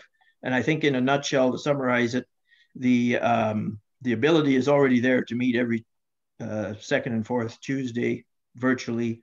Reinforcing it with this motion is not necessary. But are we going to meet every second and fourth Tuesdays or not? Well, that's yet to be. Are we going to have a meeting on the 24th? That's yet to be determined. I would expect that that's possible, yes.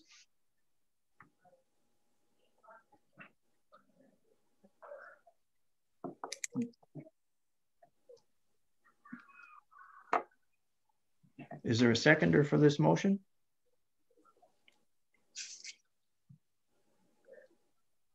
Okay, we'll set it aside for this evening then. Moving then to the third notice of motion. Notice of motion submitted by Councillor Foisey, included on the agenda for the regular meeting of Council November 10th, 2020. A motion to specify the permitted use of municipal land, facilities, equipment, supplies, services, staff, or other resources for the corporation of the Township of Bonfield.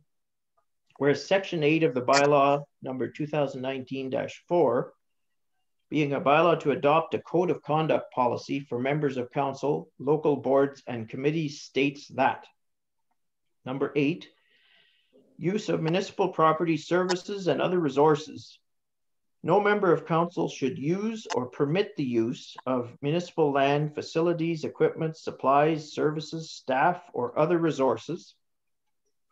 For example, municipal-owned materials and websites for activities other than the business of the corporation, nor should any member obtain personal financial gain from the use or sale of municipal developed intellectual property, for example, inventions, creative writings and drawings, computer programs, technical innovations, or other items capable of being patented, since all such property remains exclusively that of the Township of Bonfield. It is therefore recommended to specify some acceptable uses of municipal land, facilities, equipment, supplies, services, staff, or other resources by the whole of council as follows, and to add the following to this section 8 of the Code of Conduct as follows. 8.1. That specifically the Bonfield Township municipal land, facilities, equipment, supplies, services, staff, or other resources shall not be used for personal use or be hired by, used or requisitioned by private businesses or private individuals. However, it would be acceptable that the Bonfield Township municipal land, facilities, equipment, supplies, services, staff, or other resources can be used by not-for-profit, registered charitable organizations, or not-for-profit organizations in the Township of Bonfield only upon a formal demand by the aforementioned to the Township of Bonfield and with approval from the whole of council of the Township of Bonfield, possibly for the following organizations: Corporation of the Township of Bonfield, its committees and boards, the Bonfield Food Bank Family Life Center, the Bonfield Knights of Columbus, Bonfield and District Lions Club Camp Caratu, Bonfield Golden Age Club, Bonfield Agricultural Society, Bonfield Township Firefighters Association, Bonfield Community Center, St. Bernadette Church, Mount Pleasant United Church, St. Margaret's Anglican Church, École Lorraine, and other such not-for-profit organizations in the Township of Bonfield approved by the whole of council of the Township of Bonfield. Explanation related to this. Just to specify what can be used. What organization can ask for the use of facilities and equipment and personnel? These are pretty well historically were used. For example, we plow the parking lots at St. Bernadette Church, Mount Pleasant United Church, St. Margaret's Anglican Church, just for an example. Is there an agreement for that? Or just has been done, there's no agreement or anything? Just for clarification, is this an amendment to the Code of Conduct policy? In addition to it? To the official Code of Conduct? Just to specify.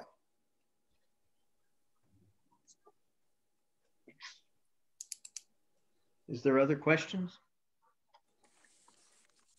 I have questions. I mean, I don't understand. I mean, what if people come into the township and you're saying that they can't?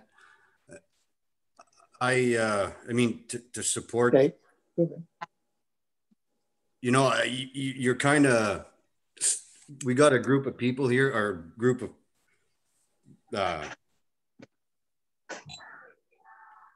Entities that we help out. I mean, I don't understand why you want to block other people out in case somebody else or other groups, which and others, they have to make a demand, and as a group, we have to decide.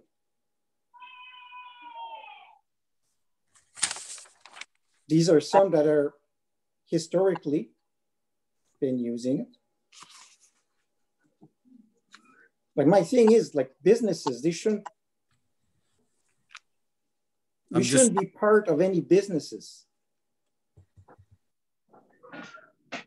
Non-profit organization, no problem.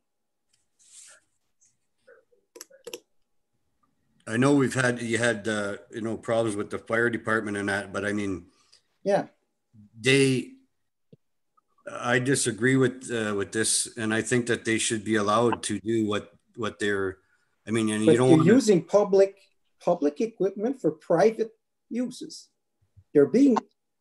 They're being hired by private companies, whether they're getting paid or not. Yeah, but they are a volunteer group, and if you upset a bunch of volunteers, which won't be upsetting them. I mean, they have some training and everything else to do, and to start blocking that from other people, to me, I disagree with this. Sorry, but I have my concern would be when it is hired out to a private event. What if something happens to, so basically what we need to do is to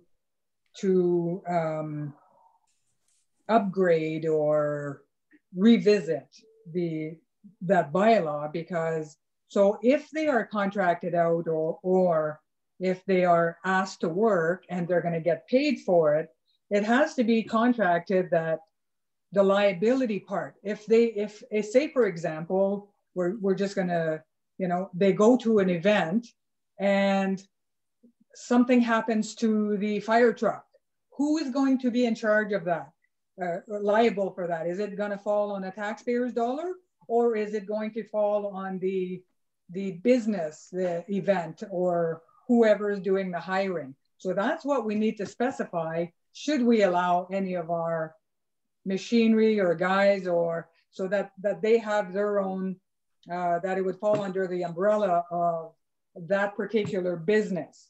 Because right now we're sending our guys out with our equipment, and if something happens, who's going to pay for that? Who's going to pay for a fire truck? It's not just a couple of dollars here. Who's going to pay for the members of our fire department? I'm just using the fire department for example, as well. So our fire department is gone to this event, and what if something happens because these events need the fire department there. They need some type of it should be the private company should have their own. Well, they right? Should. Their private companies should have their private stuff. Some of the things they can. Manager Carr, you had a comment there or a question? Anne, yeah. Through investigating and preparing a mini report for the next motion, which kind of pertains to this motion. Mm-hmm. When you look into the Firefighting Act, in there is the responsibility of a firefighter to manage risk. So I believe that when they decide to go into that racing facility, they are managing risk. And perhaps instead of a motion, a discussion needs to be happening with the fire department and policies created so that there's an understanding as to when they're needed, what the costs would be, who is liable, etc., instead of being like very specific in this motion. So just for my clarification, again, I'll go back to the code of conduct question. The code of conduct is very specific and it only governs the council for the most part, and how it conducts itself related to municipal resources in the clause that's captured here in this script. So if I took as an example, the backhoe and did some renovations in my yard, that's inappropriate under the code of conduct.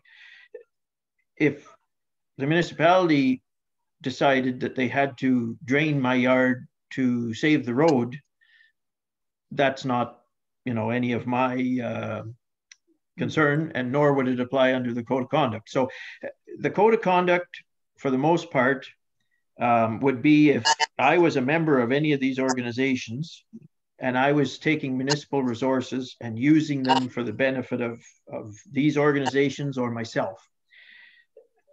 So there's that angle that the code of conduct, for the most part, generally speaks just to council and maybe certain members of staff.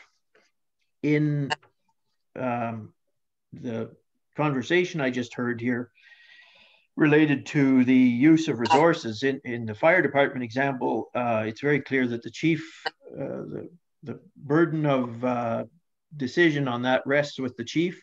It's not our place to tell the chief where to go and what not to do. within the boundaries of his own municipality. Outside of it, we usually enter into an agreement for mutual aid or something like that, so that we're better protected under insurance and other things like that. But and then other resources that we have, like the public parks and public works equipment and other things, they're on a case-by-case basis. So I don't see the merits of this motion related to the code of conduct part of it, unless specific members of council are starting to use any of this stuff that's described in the motion. Or permit the use of municipal, permit the use of. Is.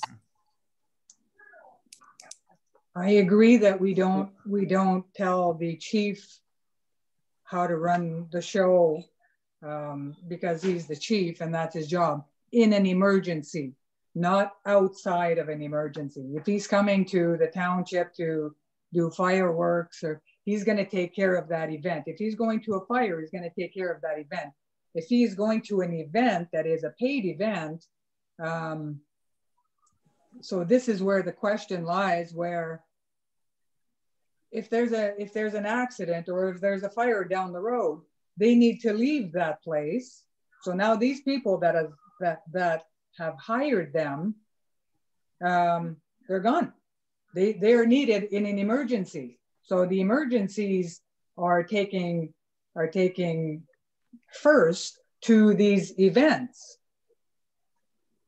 So as far as telling the chief, you can't tell the chief how that's in a case where he's going to a fire, he's going to an emergency or something, not in a case of you're going to an event.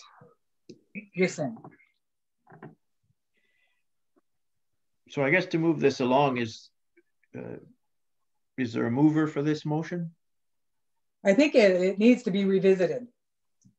Okay. in its entirety. It's to specify more with contracts and who's liable and where it falls, where the liability would fall here, not just everything fall under the liability of the taxpayer. It can't be like that. Well, there's virtually no mention of the fire department in this motion. So is there a seconder to this motion? Okay, so it's set aside then as well. Moving then to the next notice of motion. Notice of motion submitted by Councillor Foisey, included on the agenda for the regular meeting of council for November 10th, 2020. Whereas historically snow plowing of parking lots and or driveways have been undertaken for not-for-profit organizations of Bonfield Food Bank, Family Life Center, St. Margaret's Anglican Church, St. Bernadette Church, and Mount Pleasant United Church.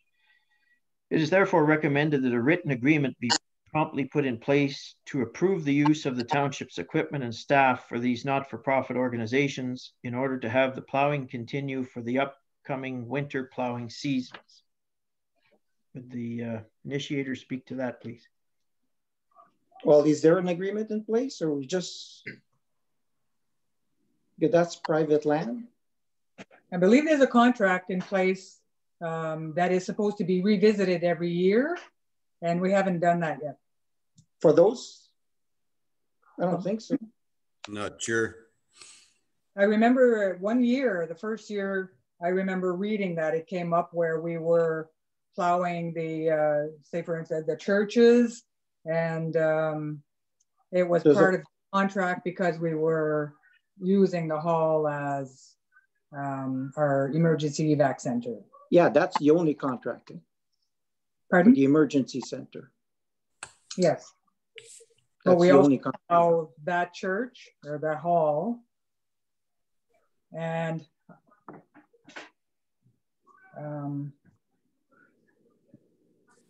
not for the others. No? Needs to be contract. There needs to be some contract talk on this, because again, we're going to get into the liability. We're plowing these properties that are not ours, and if it's not plowed properly, or then the lawsuit falls on the whole of the municipality, not just like you look at different say for example, the school, the Caisse Populaire, they all have their own plow people, their own sanders and whatnot. And I think that the properties that do not belong to us probably should get their own contract as well. That's just my opinion.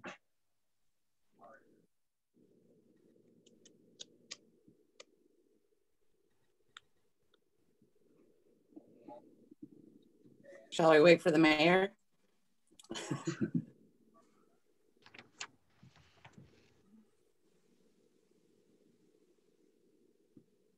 Anne, you wanted to talk? I could wait for the mayor to return. Oh, okay, sorry.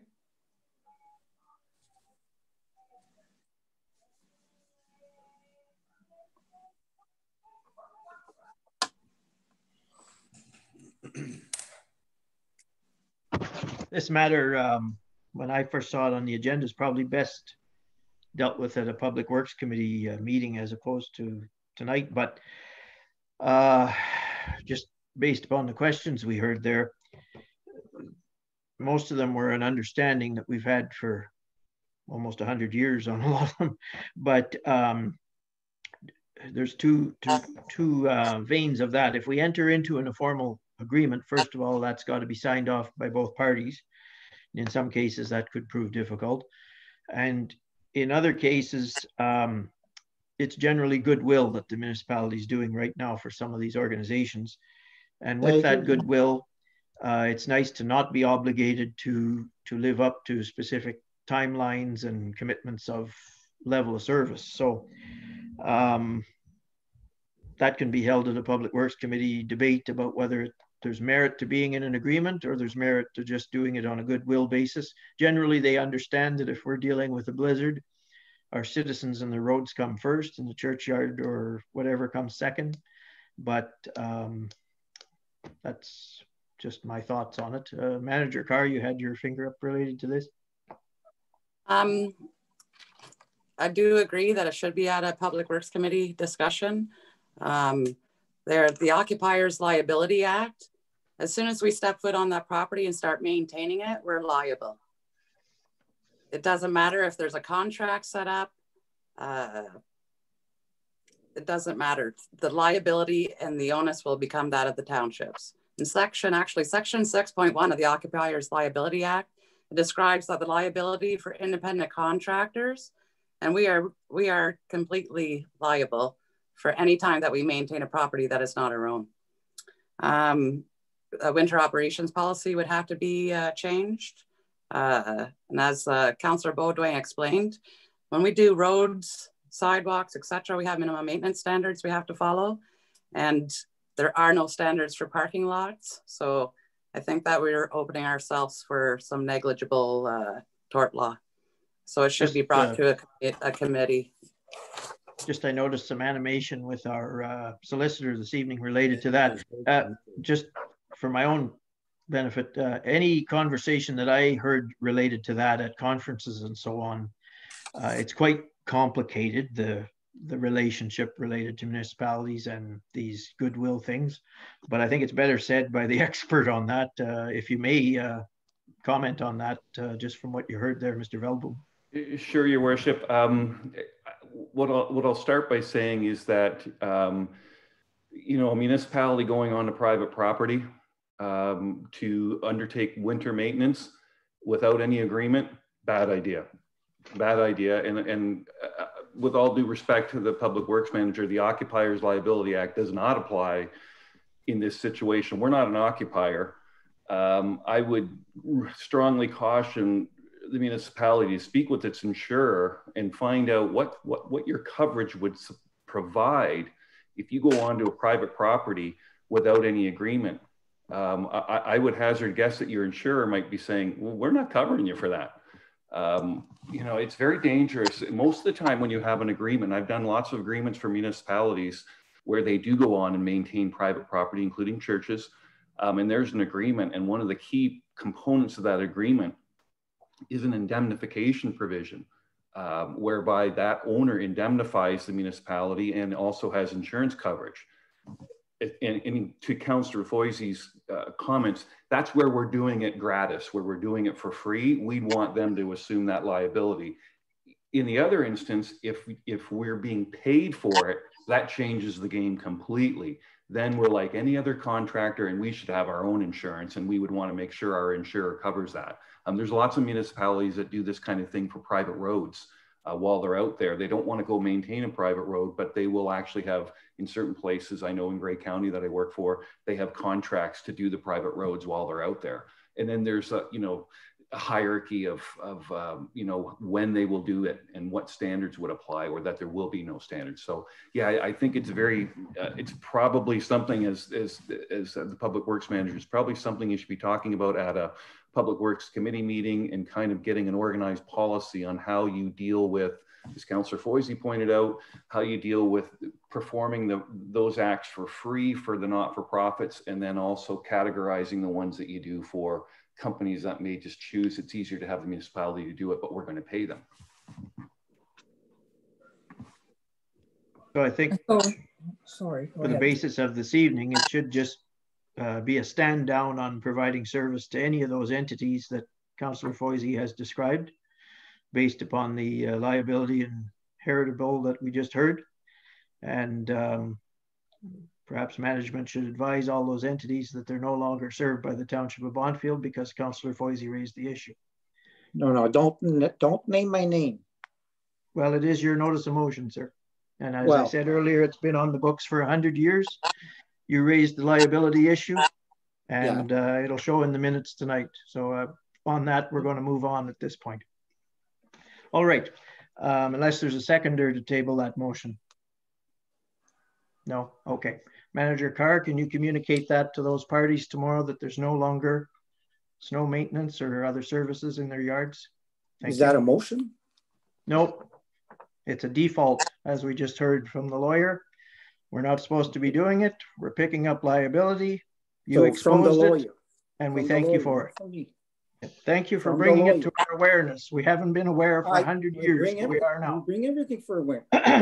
Don't mention my name there. It's from the lawyer. I'm not a lawyer.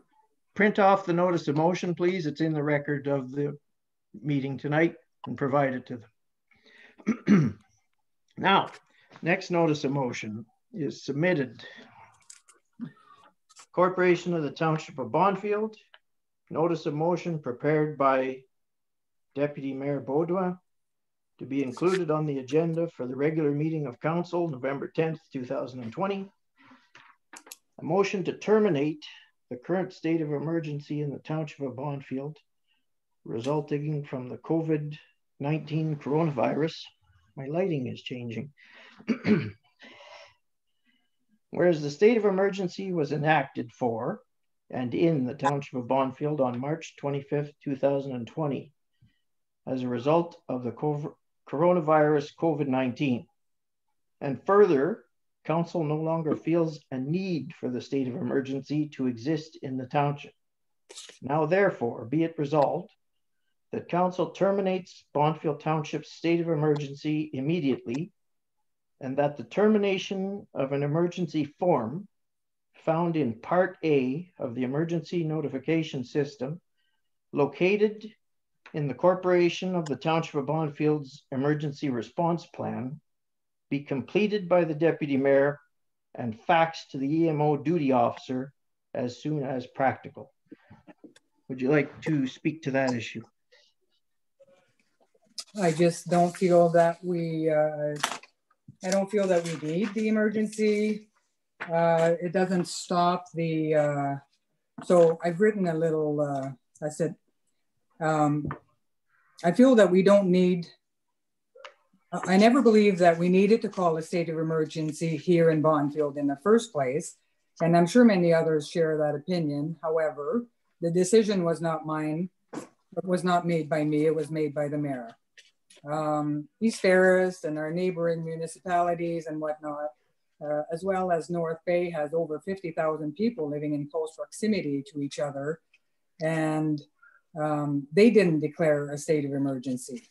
And seemingly, since a state of emergency has been called by the mayor, most general and special meetings of council have been canceled indefinitely by the mayor, as you can read in on the Bonfield website. However, in areas that declared an emergency, they continue to have regular meetings and special meetings of council as they should. The majority of council has been requesting both council and special meetings since after June 9th meeting and have been denied.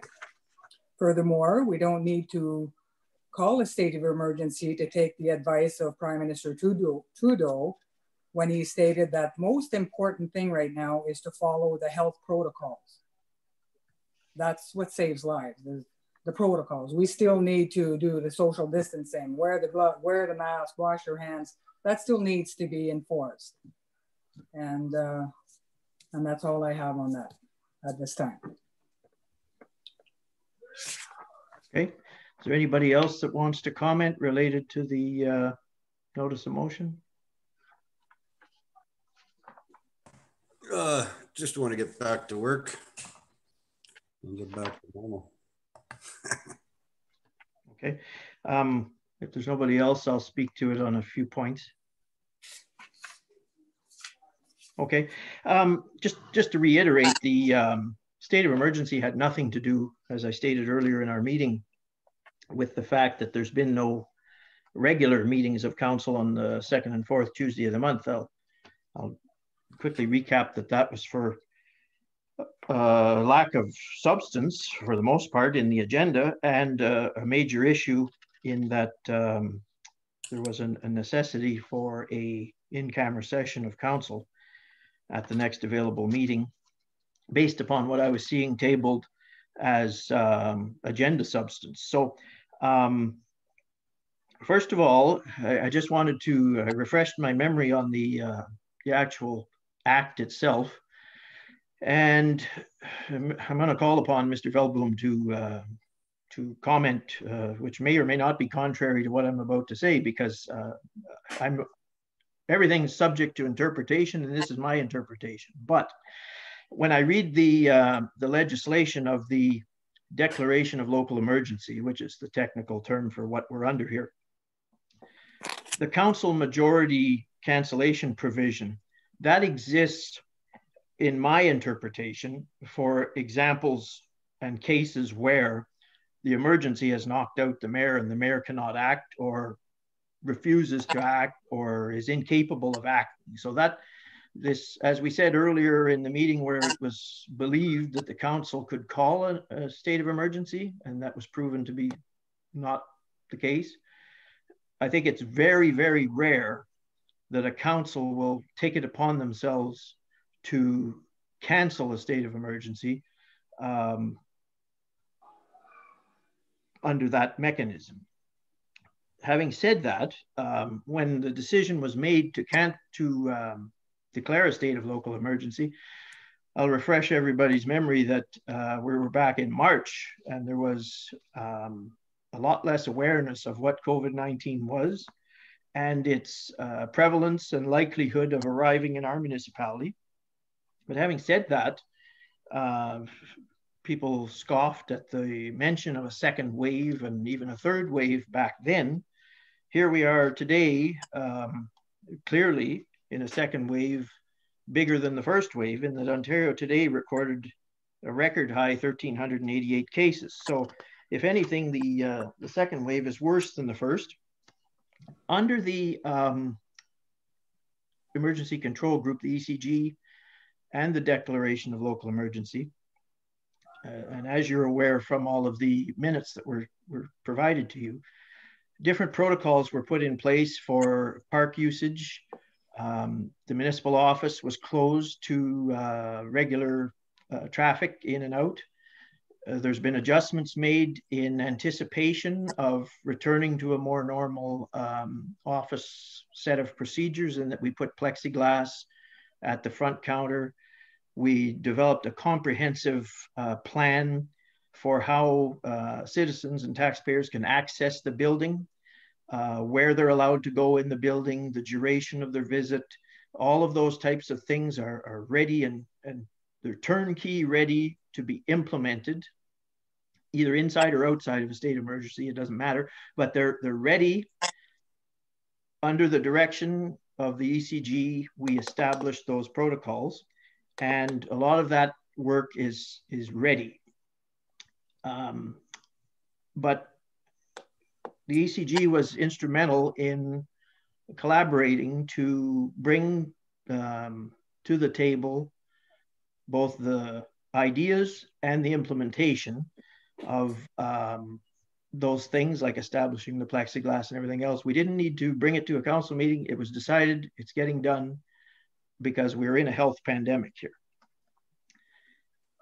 Unfortunately, because of the second wave and other things, it wouldn't be prudent at this time to open the office to regular foot traffic the way we had hoped back in July and August, when the numbers were substantially lower and dropping, and now they're rising. So just to quote the Prime Minister today, because his name was raised earlier, he called out premiers and mayors. He says, premiers and mayors do the right thing to fight COVID-19. And doing the right thing, I shook my head at the neighbors that were quoted there earlier, in that, what was the downside in declaring a state of emergency? I didn't see why they were hesitating.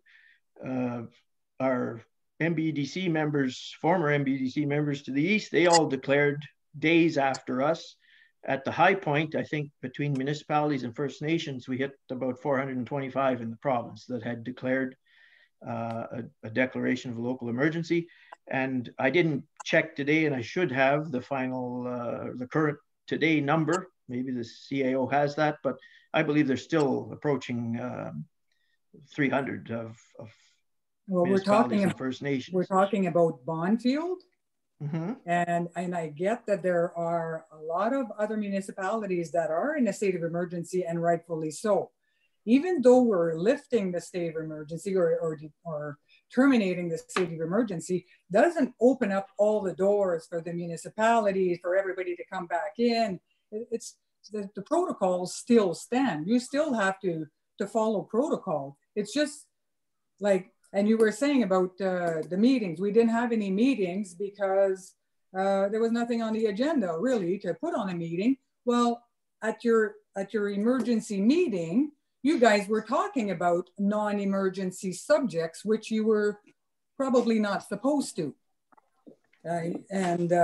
So there's really no, I feel there is really no, the second wave, we were at 50 and 46 is resolved in our region. It's not, we're not the ones that need to keep this emergency going. The other places that are very, you know, like Toronto and Peel and Ottawa, they have a lot of cases. Yes, I agree that they should remain in the state of emergency. They should do some closing of some of the stages 1 and 2 and whatever, however that goes. But I don't believe that we need to continue our state of emergency here. And again, you were just, the count, I didn't know that the council members could call a state of emergency, but I know that council members, there's 3 ways to remove the state of emergency, and one is the province, one is you, the mayor, and the other one is council, a majority of council. And that's right in our paperwork. If I may finish, I just want to reiterate that council cannot declare a state of emergency.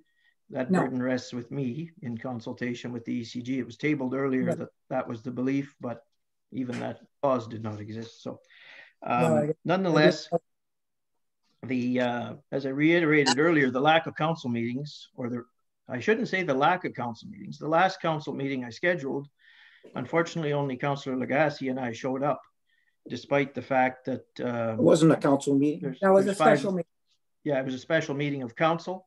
Wasn't a special meeting of the roads control group or the stealing society or anything else. It was a meeting of the council of the township of Bonfield, and 3 of the 5 members didn't attend, despite the fact that they were provided. On a Friday I'm sorry, you're out of order, Councillor Baudouin. I'll have to hold you there for a moment. despite the fact that they're provided with township tablets with data on them, and they can attend from virtually anywhere on the planet. But that's a side point. So let's not keep reiterating, and like Trump used to do, misstatements that say that council meetings were not scheduled and council meetings were not held. Council meetings have been held since we amended our procedural bylaw. There was one in May that got us well on our way to having future meetings. There was one in June that got us into a real jackpot of litigation that was completely unnecessary, and it was only done in haste that got us into this mess. And there was a meeting scheduled for the 29th of September that 60% of the council failed to attend. So let's not dwell on the fact that there hasn't been meetings. There's been two, one of which turned into a crackerjack, and one failed due to lack of quorum. So let's all understand that right now. My obligation is to protect the well-being of the citizens of this township. I said that earlier when I was justifying the declaration of the state of emergency. And I said earlier, and I'll say cautiously again, the reason I didn't schedule any meetings since that time is because the authority rested with me under the local declaration. The clerk received the correspondence for a meeting, and in that correspondence was an amendment. There's a similar amendment coming forward in a few moments related to that may or may not clear the issue. But it was my general interpretation based upon the best information I had at that point in time that if that information was tabled, it didn't meet the standard of protecting the well-being of the citizens of the township of Bonfield by allowing a meeting to occur with that on the agenda, because there was certainly enough and remains enough difficulty with that. So on that, the next available opportunity is now. We're in a council meeting. We're just removing some of the backlogged work. I don't see a problem with continuing to meet regularly with this council, but there again, it all depends on what the subject matter is. If the subject matter falls, beyond the scope of reasonableness for a council to deal with under a state of emergency, I'm still going to say no. We're not meeting to talk about that, because we're not able to have an in-camera session where that absolutely has to be discussed. Since the declaration, there's been 33 meetings of the ECG that I mentioned earlier, and the person who submitted this notice of motion is my alternate and able to attend those meetings, and I believe you've attended 2 of the 33. So I attended 3 of them, and I was told 3 times that I was wrong about something I said, and I was right. And I would get a text messages afterwards saying, "Oh yeah, by the way, you were right about blah blah blah," or whatever it was. So I said, you know what, I'm not going to be the fool here. I just stopped going. I just stopped attending. Well, that's funny. The June 9th policy related to text messages and so on, if we were living up to the spirit of that, I haven't seen those text messages that encouraged you that you were so right in the meeting, but nobody defended you there of the emergency control group, but they felt it appropriate to text you after and tell you that you were right. So that's an integrity issue related to some of our staff, perhaps, that if they tell you one thing by text message, but sit there stone-faced during the meeting and don't defend your interests, that's disturbing to hear. But nonetheless, I find it quite a stretch that the person who has not attended and was welcome in the discussion is the one raising the issue to end the declaration. So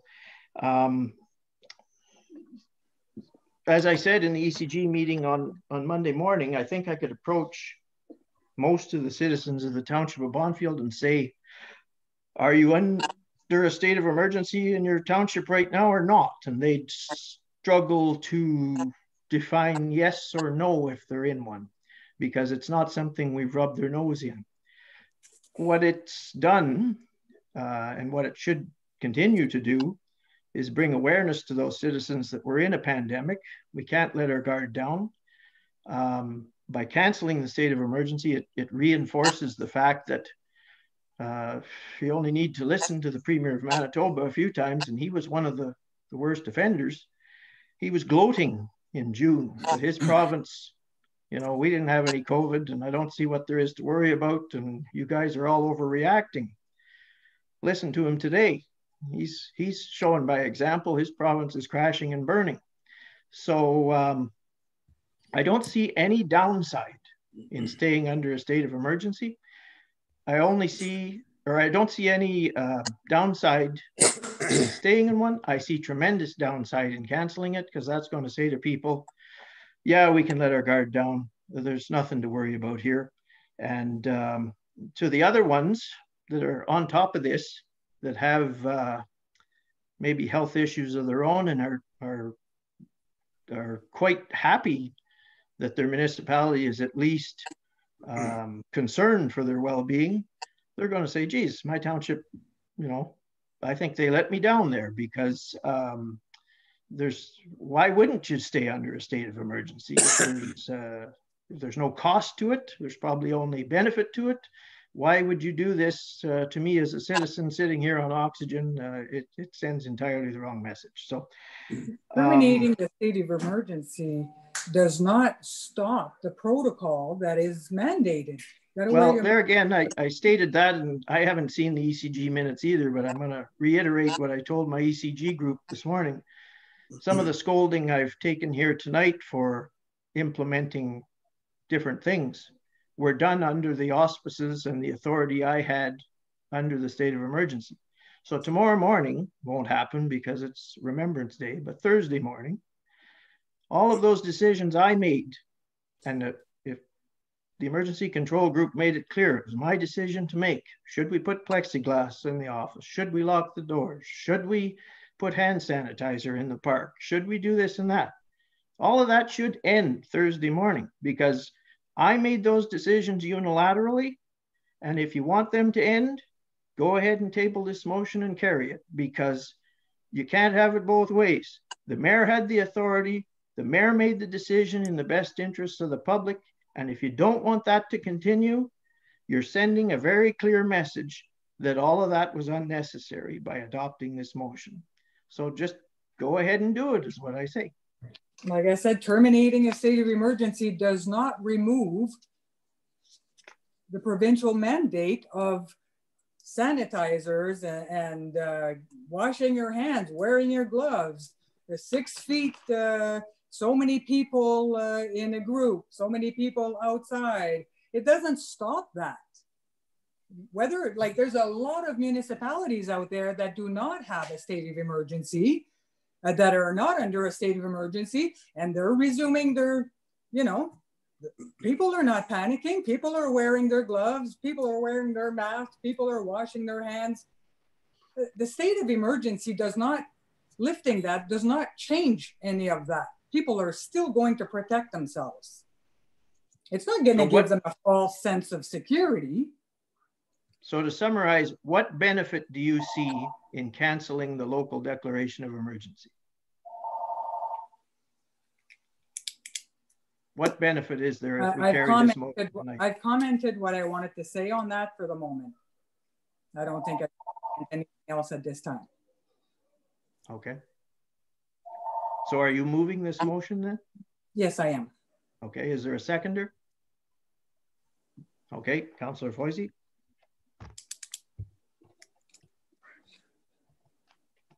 And just, I don't know if our solicitor has any comment or not, but you're welcome if you so desire. Doesn't really pertain, maybe. There's nothing, I mean, I could be asked a question, but there's yeah. a whole range of things that could be said, but I don't know that it contributes much anyway, so. Okay, very good. So the motion is now tabled as a mover, Councillor Baudouin, and a seconder, Councillor Foisey. And just to bring awareness to this, if you want it read again, I can read it. But we're all aware of what it contains. We have it in front of us, and there is errors in the motion. So I'll just point out those errors right now. The deputy mayor the form cannot be completed by the deputy mayor and sent in. Typically, it's completed by the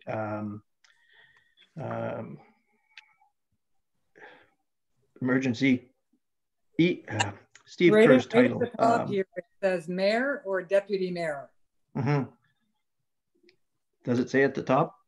Yeah, of what? Right at I, and then underneath that line, it says mayor or deputy mayor. Yeah. Hereby declare local. That's right. So if you were acting as my alternate and I was unable to serve in that capacity, you would have authority to sign that document. But unless I keel over the next period of time, you're not able to do so. So it would be signed by me and sent in if it is carried by council tonight. I'll reiterate to council that in my opinion, and maybe that's not the case, but this would only happen if the mayor was taken out in the emergency anyway. It's always the mayor's decision to implement it and to remove it, to the best of my knowledge. It says the province, the mayor, or the majority council can terminate the state of emergency. So the province didn't, you didn't. So the majority council, if it passes, I brought it forward. So I put my name under deputy mayor and I filled out the form and I just got to put a time on it. I've already dated it and signed it. And I just got to put a date on, or a time. And being that tomorrow is Remembrance Day, I'm going to fax it to the EMO duty officer on the 12th as early as possible.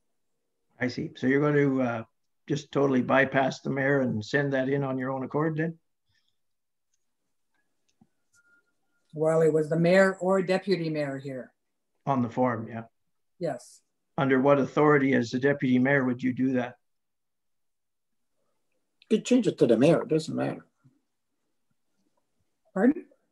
I think we need a discussion about the authority of the deputy mayor, and even if that has any validity in this municipality anymore. And as handy as Ed Velboom is there, there's provision in the Municipal Act, consent required by the mayor to have a deputy mayor. And I've been of the opinion for a few months now that I'd like to withdraw that consent. Now, I know it's been appointed by bylaw, but I think for the benefit of this meeting, I'm going to state right now that that consent is withdrawn and this municipality no longer has a deputy mayor. I didn't want to do that in this kind of a format because that's another matter that should have been handled in an in-camera session. But going forward from— doesn't have a deputy mayor. Going forward from 9:38 p.m. on November 10th, 2020, the Township of Bonfield no longer has a deputy mayor position occupied by any councillor. I just decided that. I've withdrawn my consent under the Municipal Act.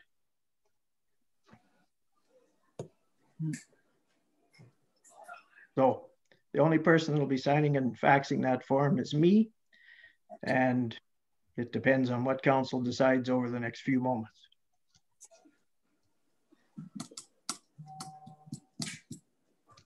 So do you want to call the vote on this one now? I can do so. Yeah, we're going to vote on this. I'd like to ask a question here. Okay. To Velboom.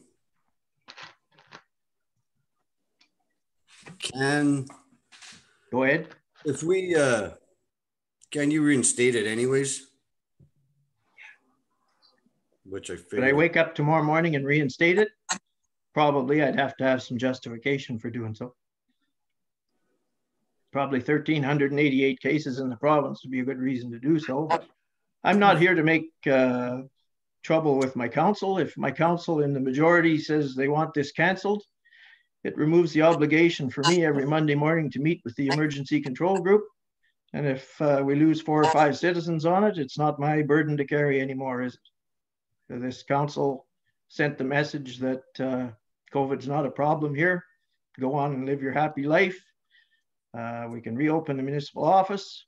The staff will all book off using their provisions under the collective agreement, because they've been pretty clear to me that a lot of them have their own particular health issues, that they're more than happy to see this declaration of emergency and the protocols that it provided. But if we want to expose everybody to COVID, go ahead and pass the motion. Take that liability on. Shows how reckless we can behave sometimes. I'd like a recorded vote, please, Andre.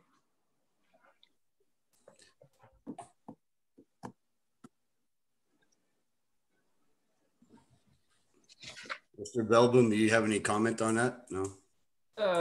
I guess, Councillor, I mean, is the question, can a majority of council terminate the emergency? The answer is yes. Under the Act 4.2 says either the mayor can do that or council can do that. So, I mean, it's something that can be done under the legislation, you know, under the plain reading of the Act, so that can be done.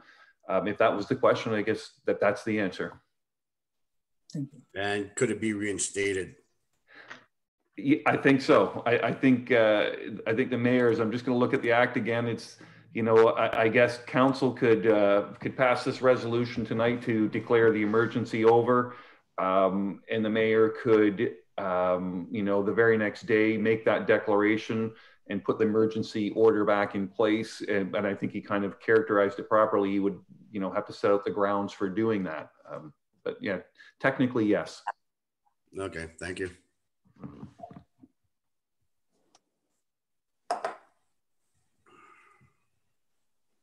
Okay, recording clerk, you were asked to call the vote on a recorded vote, please. Okay, Councillor Beaudoin? Yes. Councillor Foisey? Yes. Councillor Lagacé? No. Councillor Vaillancourt?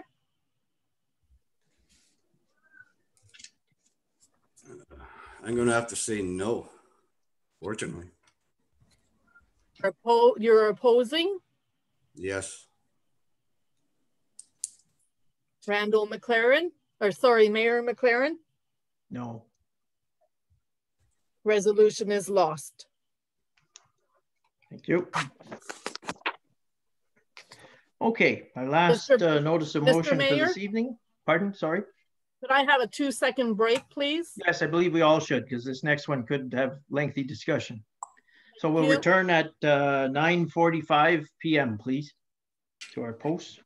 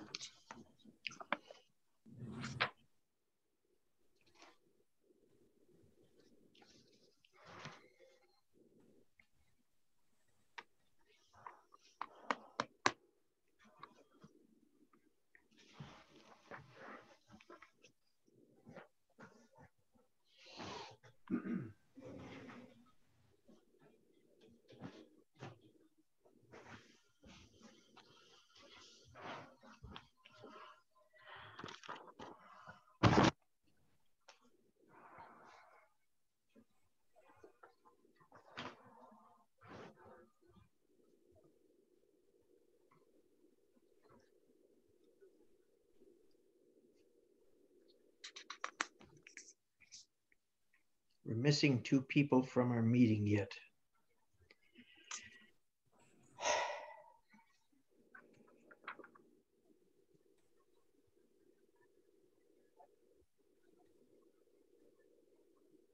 Three people.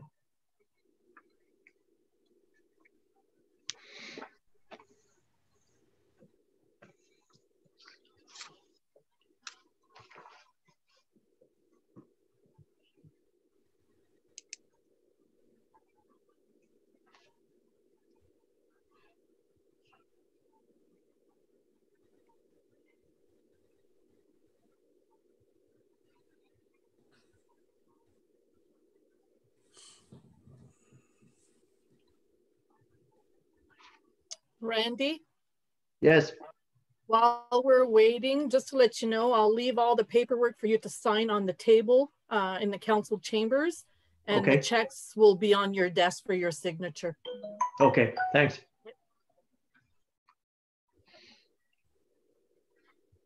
Is the check pile very big? No. Despite the fact that we had a catalog of disbursements, it's not that big? Okay. 40. Okay.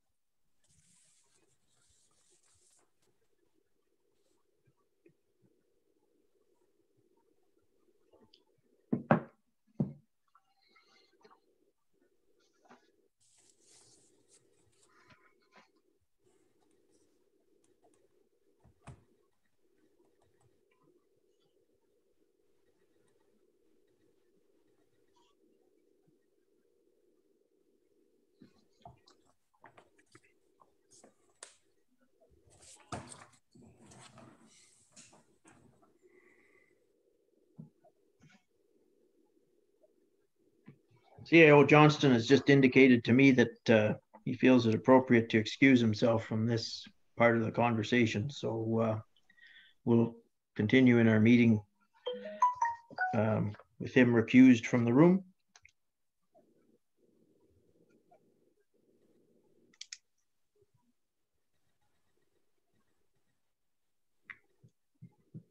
He's now left the portion of the meeting. So this motion, I'm going to read it into the record for discussion in a moment. The Corporation of the Township of Bonfield, a motion to amend a motion submitted by Councillor Sylvie Beaudoin, resolution number 3 at the regular meeting of council, June 9th, 2020. A motion to ensure council as a whole is equally informed of activities related to municipal business to be included on the agenda for the regular meeting of council, November 10th, 2020. Whereas council has a responsibility to adequate and equally be informed of municipal business conducted in relation to the municipality. Now, therefore, I move to amend the motion, resolution number 3, passed at the regular meeting held June 9th, 2020 by striking out the following paragraph. Whereas, over a lengthy period of time, council members have not been adequately and equally furnished with information in relation to all departments within the corporation, and further that concerns have been identified by council regarding emails and text messaging having been sent to department heads and or managers of the corporation from the current CAO and mayor of the corporation, and replacing it with. Whereas, over a lengthy period of time, council members have not been adequately and equally furnished with information in relation to all departments within the corporation of the Township of Bonfield.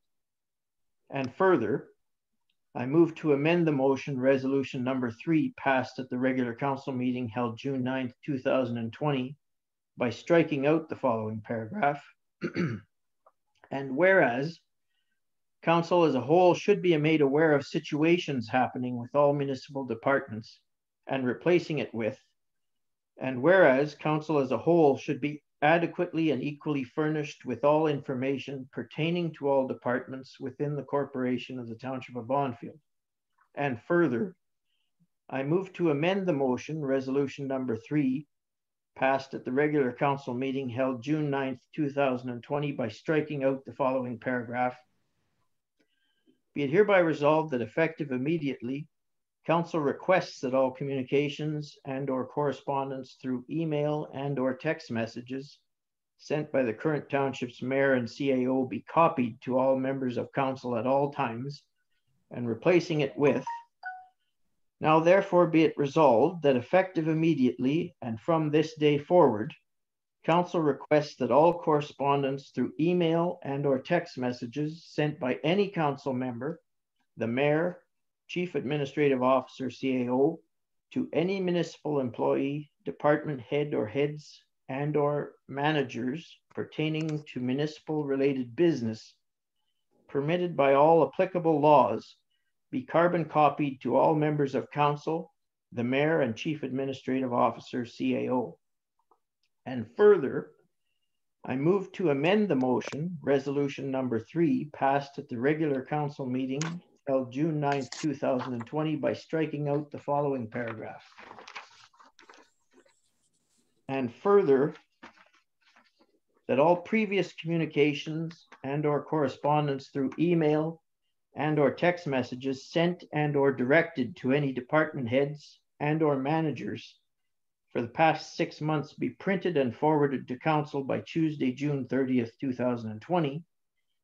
And further, I move to amend the motion, resolution number 3, passed at the regular council meeting held June 9th by striking out the following paragraph.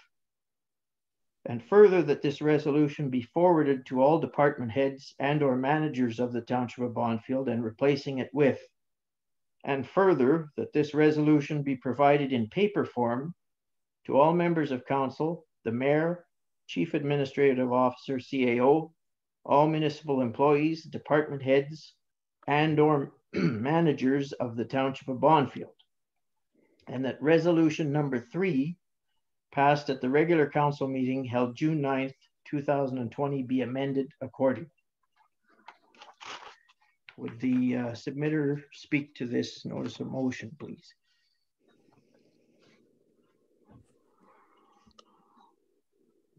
You're on mute.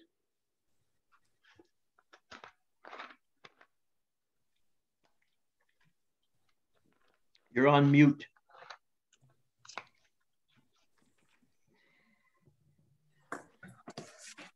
The reason for this motion, I spoke to different municipalities, and that's how they keep their municipal council members abreast of what's going on in their municipality. So, for example, if there's something wrong with a road or a culvert down the road, and the CAO talks to the public works manager and says, hey, by the way, there's a culvert down this type road that needs attention and whatnot. So he would CC all of council so that we know what's going on with that culvert, that road. And so if somebody should ask us, hey, you know, what's going on with that road, the culvert and whatnot? Oh, well, hey, I just read an email this morning. They're looking into it, so it should be attended to at some point. Instead of saying, oh, you know what? I don't know, because a lot of the stuff around here, I don't know. I don't know what's going on anymore. And the reason why I brought this forward was because many times I would go and ask, what is going on? I don't seem to know what's going on in this municipality anymore. I was an elected official and I should know what's going on. And my answer that I was getting was, well, if you got any questions, just ask. Well, if I don't know what's going on, it's pretty hard to formulate a question to bring forward. So by being CC'd by whomever regarding what's going on in our municipality, providing it's municipal business and within the limits of the law, we should know what is going on. That is not too much to ask for. It's not done maliciously. It's keeping your council members abreast of what is going on in the municipality. The CAO and the council and the mayor, they talk. And by the time it comes to the meeting, it's whatever was discussed between the mayor and CAO, and we have no, that's what it is. So basically it's just to keep council informed of what's going on in our municipality. And that's, I've added to include municipal business, and within the limits of the law. There are things that are protected that council members cannot have. I don't want that stuff. I know there's legal stuff and whatnot that we cannot have. And that's not what we want. We want to know what is going on. If there's a bylaw going on, I've requested a lot of things since I've been on council, and it's, well, where are we with this? Is there something started on this? Like, we're just back at square one. We still don't know what's going on. So this is the reason for this motion. And this is the reason for this amended motion to include within the limits of the law and pertaining to municipal business. And that's it. Is there anybody else that has comment on that before I speak to it a little bit? Aside from Mr. Velboom? So striking out the last three, okay, strike out that paragraph for them, and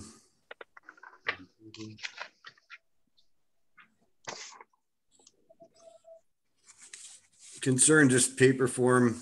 I mean, you would want everything to be sent to everyone in paper? Is that what I'm reading on this? No, CC. You CC if anybody is writing, say for example, there's an email going to the planner to say, or to the for a bylaw. You know, we're going to work on the bylaw for you know, picking up cat poop on the road type of thing. So the person sending that to the planner or to the bylaw enforcer would say, so he would send it to the bylaw enforcer, and he would CC all of council that he has requested the bylaw enforcer to start working on a motion or on a bylaw to, you know, remove cat poo off the road, whatever the motion might be. It's just that now we're informed that there's a motion out there dealing with that particular issue, or there's a motion to deal with, you know, the road issue, or not a motion.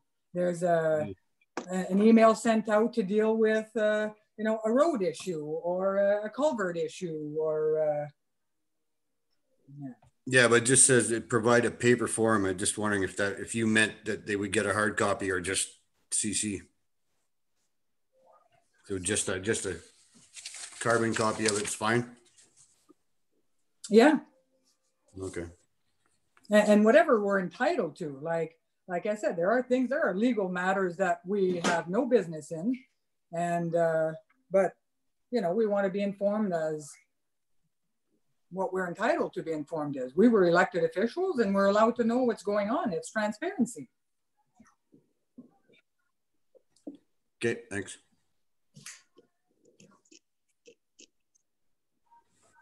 I think what I've just heard is a description of laziness, because it's the councillor's job to be out in the community, not just in the 2 or 3 favorite streets that they like, and to see the things that are going on and bring them back to the council table. And if they have a question in between council meetings, there's all kinds of staff there with communication devices to ask that question. And I'll refresh our memory in that the CAO, at my insistence, pretty much from the outset, developed, I said, because I was as frustrated maybe as you portray to be, that I said, how come you didn't give me a heads up on that? That, you know, there's that happened and I didn't know about it or whatever, and I'm the mayor and all this and that. So it's no coincidence that his weekly report that he sent to us every Friday was called the Heads Up Report, because we adopted that title for it just as a name for that thing that come out. Does it capture that, you know, an employee threatened to bring a rifle to work and shoot a coworker? No, it doesn't capture that, because I didn't even want to know that. But, and it's none of council's business that that kind of stuff goes on. But at the same time, it's the council, what you're asking for here, there's so much wrong with this, in my opinion, and there has been since the 9th of June. And it's just another example of reckless and irresponsible behavior by this council, which, let's say it one more time for enjoyment this evening, that's why you haven't had a meeting since the 9th of June. Recklessness, irresponsibility, and impatience. And I said at least 3 times during that meeting on the 9th of June, I think we should get a legal opinion on this. Oh no, it has to be implemented right now, because I am so in the dark. I have to know what's going on because I'm an elected official. What you are is a damn lazy elected official, because you should be out there in the community learning this stuff and bringing it back to the table or bringing it back to staff awareness. That's our job. It's not our job to sit back and read the emails that come in to be the township gossip. Yeah, I know about that. And there's no damn shame in saying, because there is some busybodies in our township that'll walk up to you and say, did you know this? No, I didn't know that. And it's none of my goddamn business to know that, because I don't even know why you're asking about it, because it's none of their business either. We have municipal staff, and yes, they make mistakes, and yes, they do things that maybe council, if they voted on it, wouldn't approve of. But because somebody saw somebody doing something wrong, or they think they saw somebody doing something wrong, and they walk up to you and you don't have an awareness about it, there's no shame in saying, I'll have to get back to you on that. Mr. Velboom's preeminent person in the practice that he now works in, Rusty Russell, said it so many times and so many occasions in the councillor training. And I think that's where AMO falls down now, in that just because somebody walks up and asks you a question doesn't mean you need to have the answer right now. And you may not ever need to have the answer because it's out of your purview. And there's no shame in saying that to them. If they think you should know everything that goes on in the municipality, they are wrong too, not just you. But getting back to this proposed amendment here, it's reckless and irresponsible again that it's even on the table tonight after having everybody been served with litigation on this as municipal directors of a corporation. It's in a very friendly format right now. It hasn't gone personal.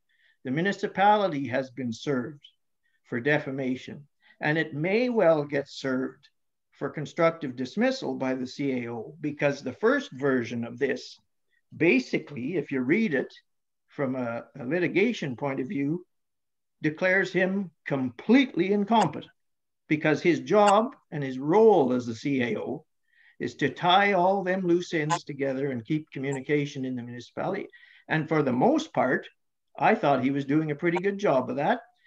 There's always going to be details that slip through the cracks. I could sit, and I said it so many times before, I sit at a council meeting and I do a lot of talking, and I don't know if that's welcomed or not, but I'm aware of lots of stuff. I share it as best I can, and then I go home and I say, geez, I forgot to mention such and such. But it probably wasn't that important anyway. But the motion as adopted on the 9th of June really looked like, because it was reaching back 6 months and wanted all these documents printed off, personnel files that the CAO dealt with, everything. The motion, even tonight, it says, requests that all correspondence, all All means all. There's no, as you described earlier, well, I want a little bit of all as long as it's legal to give it to me. No, when you ask for all, it's all. And that's just damn sloppy counselor work. I'm speaking and you're out of order again. One more time and you're out of the meeting. So hold it. Damn sloppy work, illegal work is what it is, and completely unnecessary.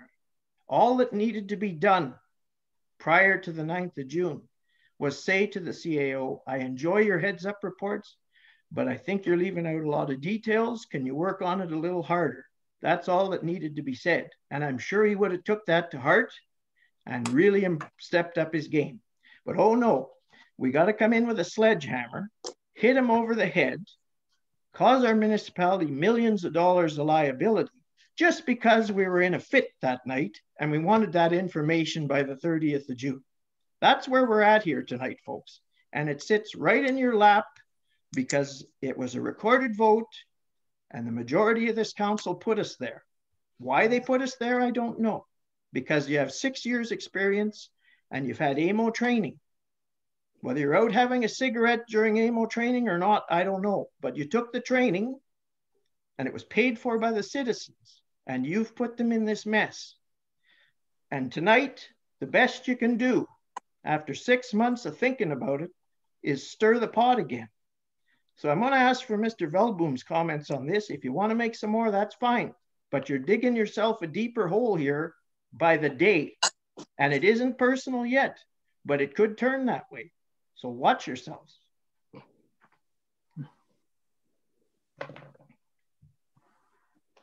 Mr. Veldboom, what do you think about this amendment?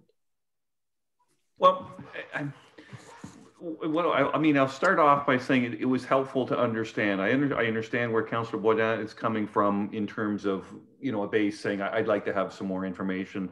But I don't think this is the way that it's to be done. I'll focus really in on the technical aspects. Even the amendments, the way they're drafted, and it's something that you kind of picked up on, Your Worship, is, you know, it's just too broad of a net. It's like the classic case of the people out fishing for a certain species of fish and catching the dolphins. There are too many problems. Even with the kind of the conceptual framework that I understood about, you know, I just want to have certain information about what's going on in the township. And I think you're right that maybe the proper form is to ask the CAO, can you bulk up those heads up reports? And can we have another, there's another way to do this. But the resolution, the key part of it at the bottom of page 1, and I understand there was some comment about, well, as you know, as permitted by applicable law. And again, that conceptual framework might be legitimate, but practically speaking, it would never work, because what's going to happen is the CAO is going to get bogged down. I'll use the CAO as an example. Is going to get bogged down in determining which one of these emails, even though it says all, I have some discretion to say some of them don't have to go because I'm not permitted to, but the CAO would be bogged down for days trying to figure out each text or each email that he wanted to send. Can I actually send this to all of council? Should I be sending to all of council? So it really just at a practical level, it doesn't work.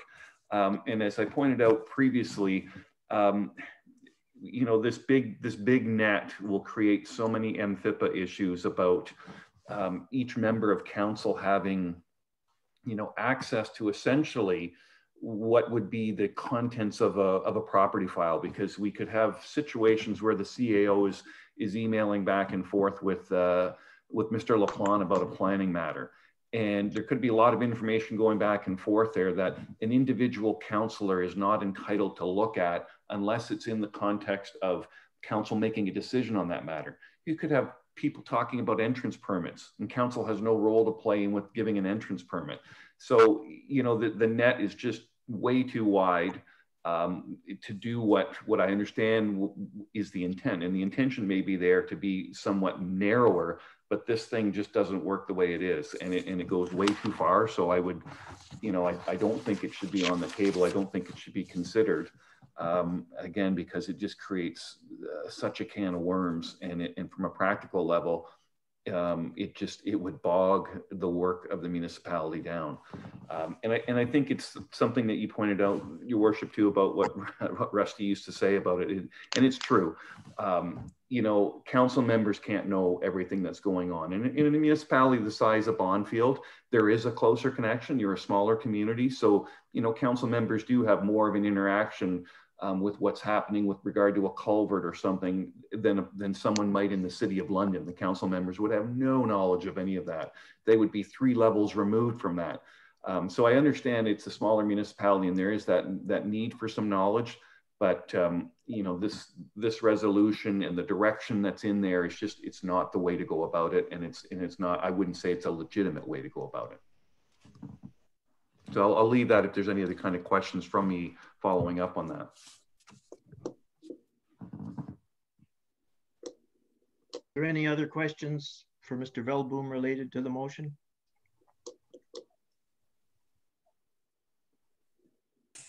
So is it a matter of narrowing down the terms? Like when I say we want some, we want what is available to us is what we're saying. What's available? What is going on in our municipality? We don't need to know who's building what at what time, or we need to know what's going on at the department head level. So if it's a manager of public works, and like I said, if there's roads, you know, it comes to your attention. I get more phone calls than you can think about different things that are going on, because everybody knows me, and every time somebody calls or asks me a question, it's like, oh, well, you know what? I don't know. So when you reply, I don't know, that many times I get that you don't know everything, but you should be able to know, oh, there was a flood. Oh, there was a culvert that was broke. There was a washout. Yeah, you don't know any of it. You know, it would be nice to know what's going on here. And like I said before, providing it's, you know, municipal business, and providing it falls under the limits of the law, whatever we're entitled to receive. I know we're not entitled to receive a lot of stuff, and that's already in our book. That's already in the bylaw. So it's, you know, we're not asking for, you know, something that we're not entitled to get. Yeah, and I guess it really goes back to, you know, how this is structured, and you know, it's easy for us to talk about it, and I can understand exactly what it is that you're looking for, but and this is where lawyers come in, to be able to put that in wording in some kind of directive to the chief administrative officer, it would be a volume. I mean, all the ifs, ands, and all the veto points, and all of the processes that the CAO would have to go to before he actually hit the send button on the email or text, to be able to determine all that. It's just not practical. And again, I think the you know, the department heads, you know, in their reports, they're I don't know if they do bi-weekly for every council meeting what's going on in the department. I mean, that's one opportunity, and might say, well, you know, I can give you so much, but for her to be able to tell you everything that's happening live in real time is just, it's a physical impossibility. And it's something that would interfere with her getting what needs to be done in that situation done, having to think about, oh, do I need to send all this out? Do I need to do that? It's adding a lot of extra work to their load that's already probably overtaxed. So yeah, again, all I can say is that this kind of wording, even if you were to hand it to me and say, Veldboom, you know, make this better, I couldn't do it in 5 pages. And the complexity of it would just be, it would be overwhelming. And again, the answer is, you know, that constant level of real-time knowledge it really, even though the public may think you should know it, I can say, right, you know, that's not something that you should know. It shouldn't be something that you should be expected to know everything that's going on. And it's an unreasonable demand being placed on a council member is what it is, really. Councillor Lagasse, you had a question? And you're muted. Okay. Yes, I do. Well, it's not a question, it's just a statement. Since COVID all started and since the state of emergency, I started a caremongering group. And also my number is out there. So I've talked to quite a few people. I get phone calls at night. I get phone calls to help out in different situations. And there's not one time that I didn't phone staff, whether it be Public Works or the office or planning, Doug, Andrew, with any of the problems that I asked that I didn't have a good answer. The staff helped me answer all my questions. If I had a question about anything, it was given to me. I didn't have to go through any hoops or ropes to get what I wanted. It was there for the asking. I'm well aware of what's been going on simply because I've called the office weekly to find out how staff is doing, how Public Works is doing, and basically how the residents are doing. So I think all councillors, all of council could have the same information if they asked. You don't need paperwork to do that. You just have to call them and ask. And that's all I got to say, Mayor McLaren. Okay, thank you. In a nutshell, as I said earlier, it's called going outside. If you know, if you want to see that a tree fell down, you go outside.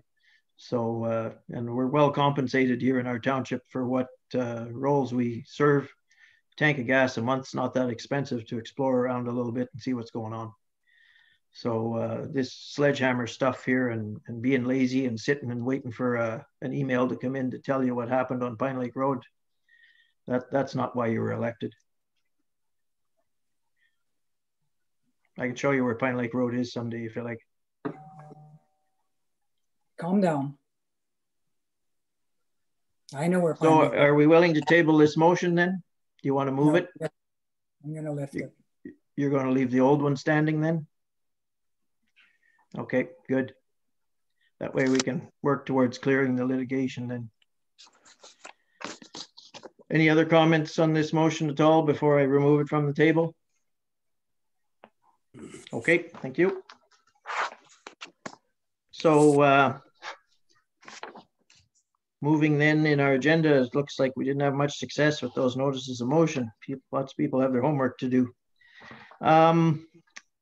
No unfinished business, no addendum, confirmatory bylaw. Take a mover and a seconder for the confirmatory bylaw.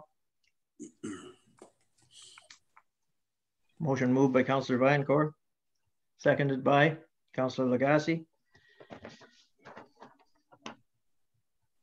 Being a bylaw to confirm the proceedings of council.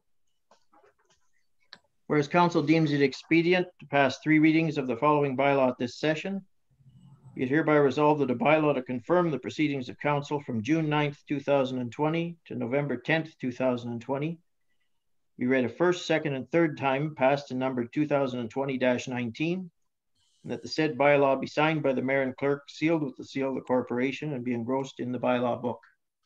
All in favor? Carried.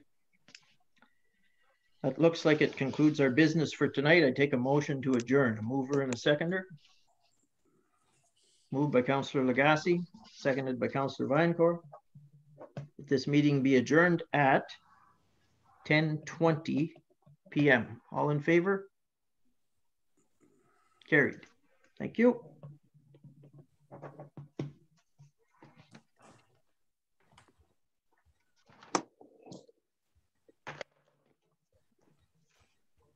Nice to put a face to the name, Ed. Yeah, thank you. Thank you for your contribution tonight. It was appreciated. Thank you. Yeah, and we can have some chats on some of the topics at a future time about Public Works Committee, and there's some good ideas, I think. Yes, especially the snow plowing thing. All right, thank you. I'm going to be. My name's going to be Mud in Bonfield from some of the churches, I suspect. Oh, you won't be alone. Thank you. Thank you. Good night. Hello, folks. Night.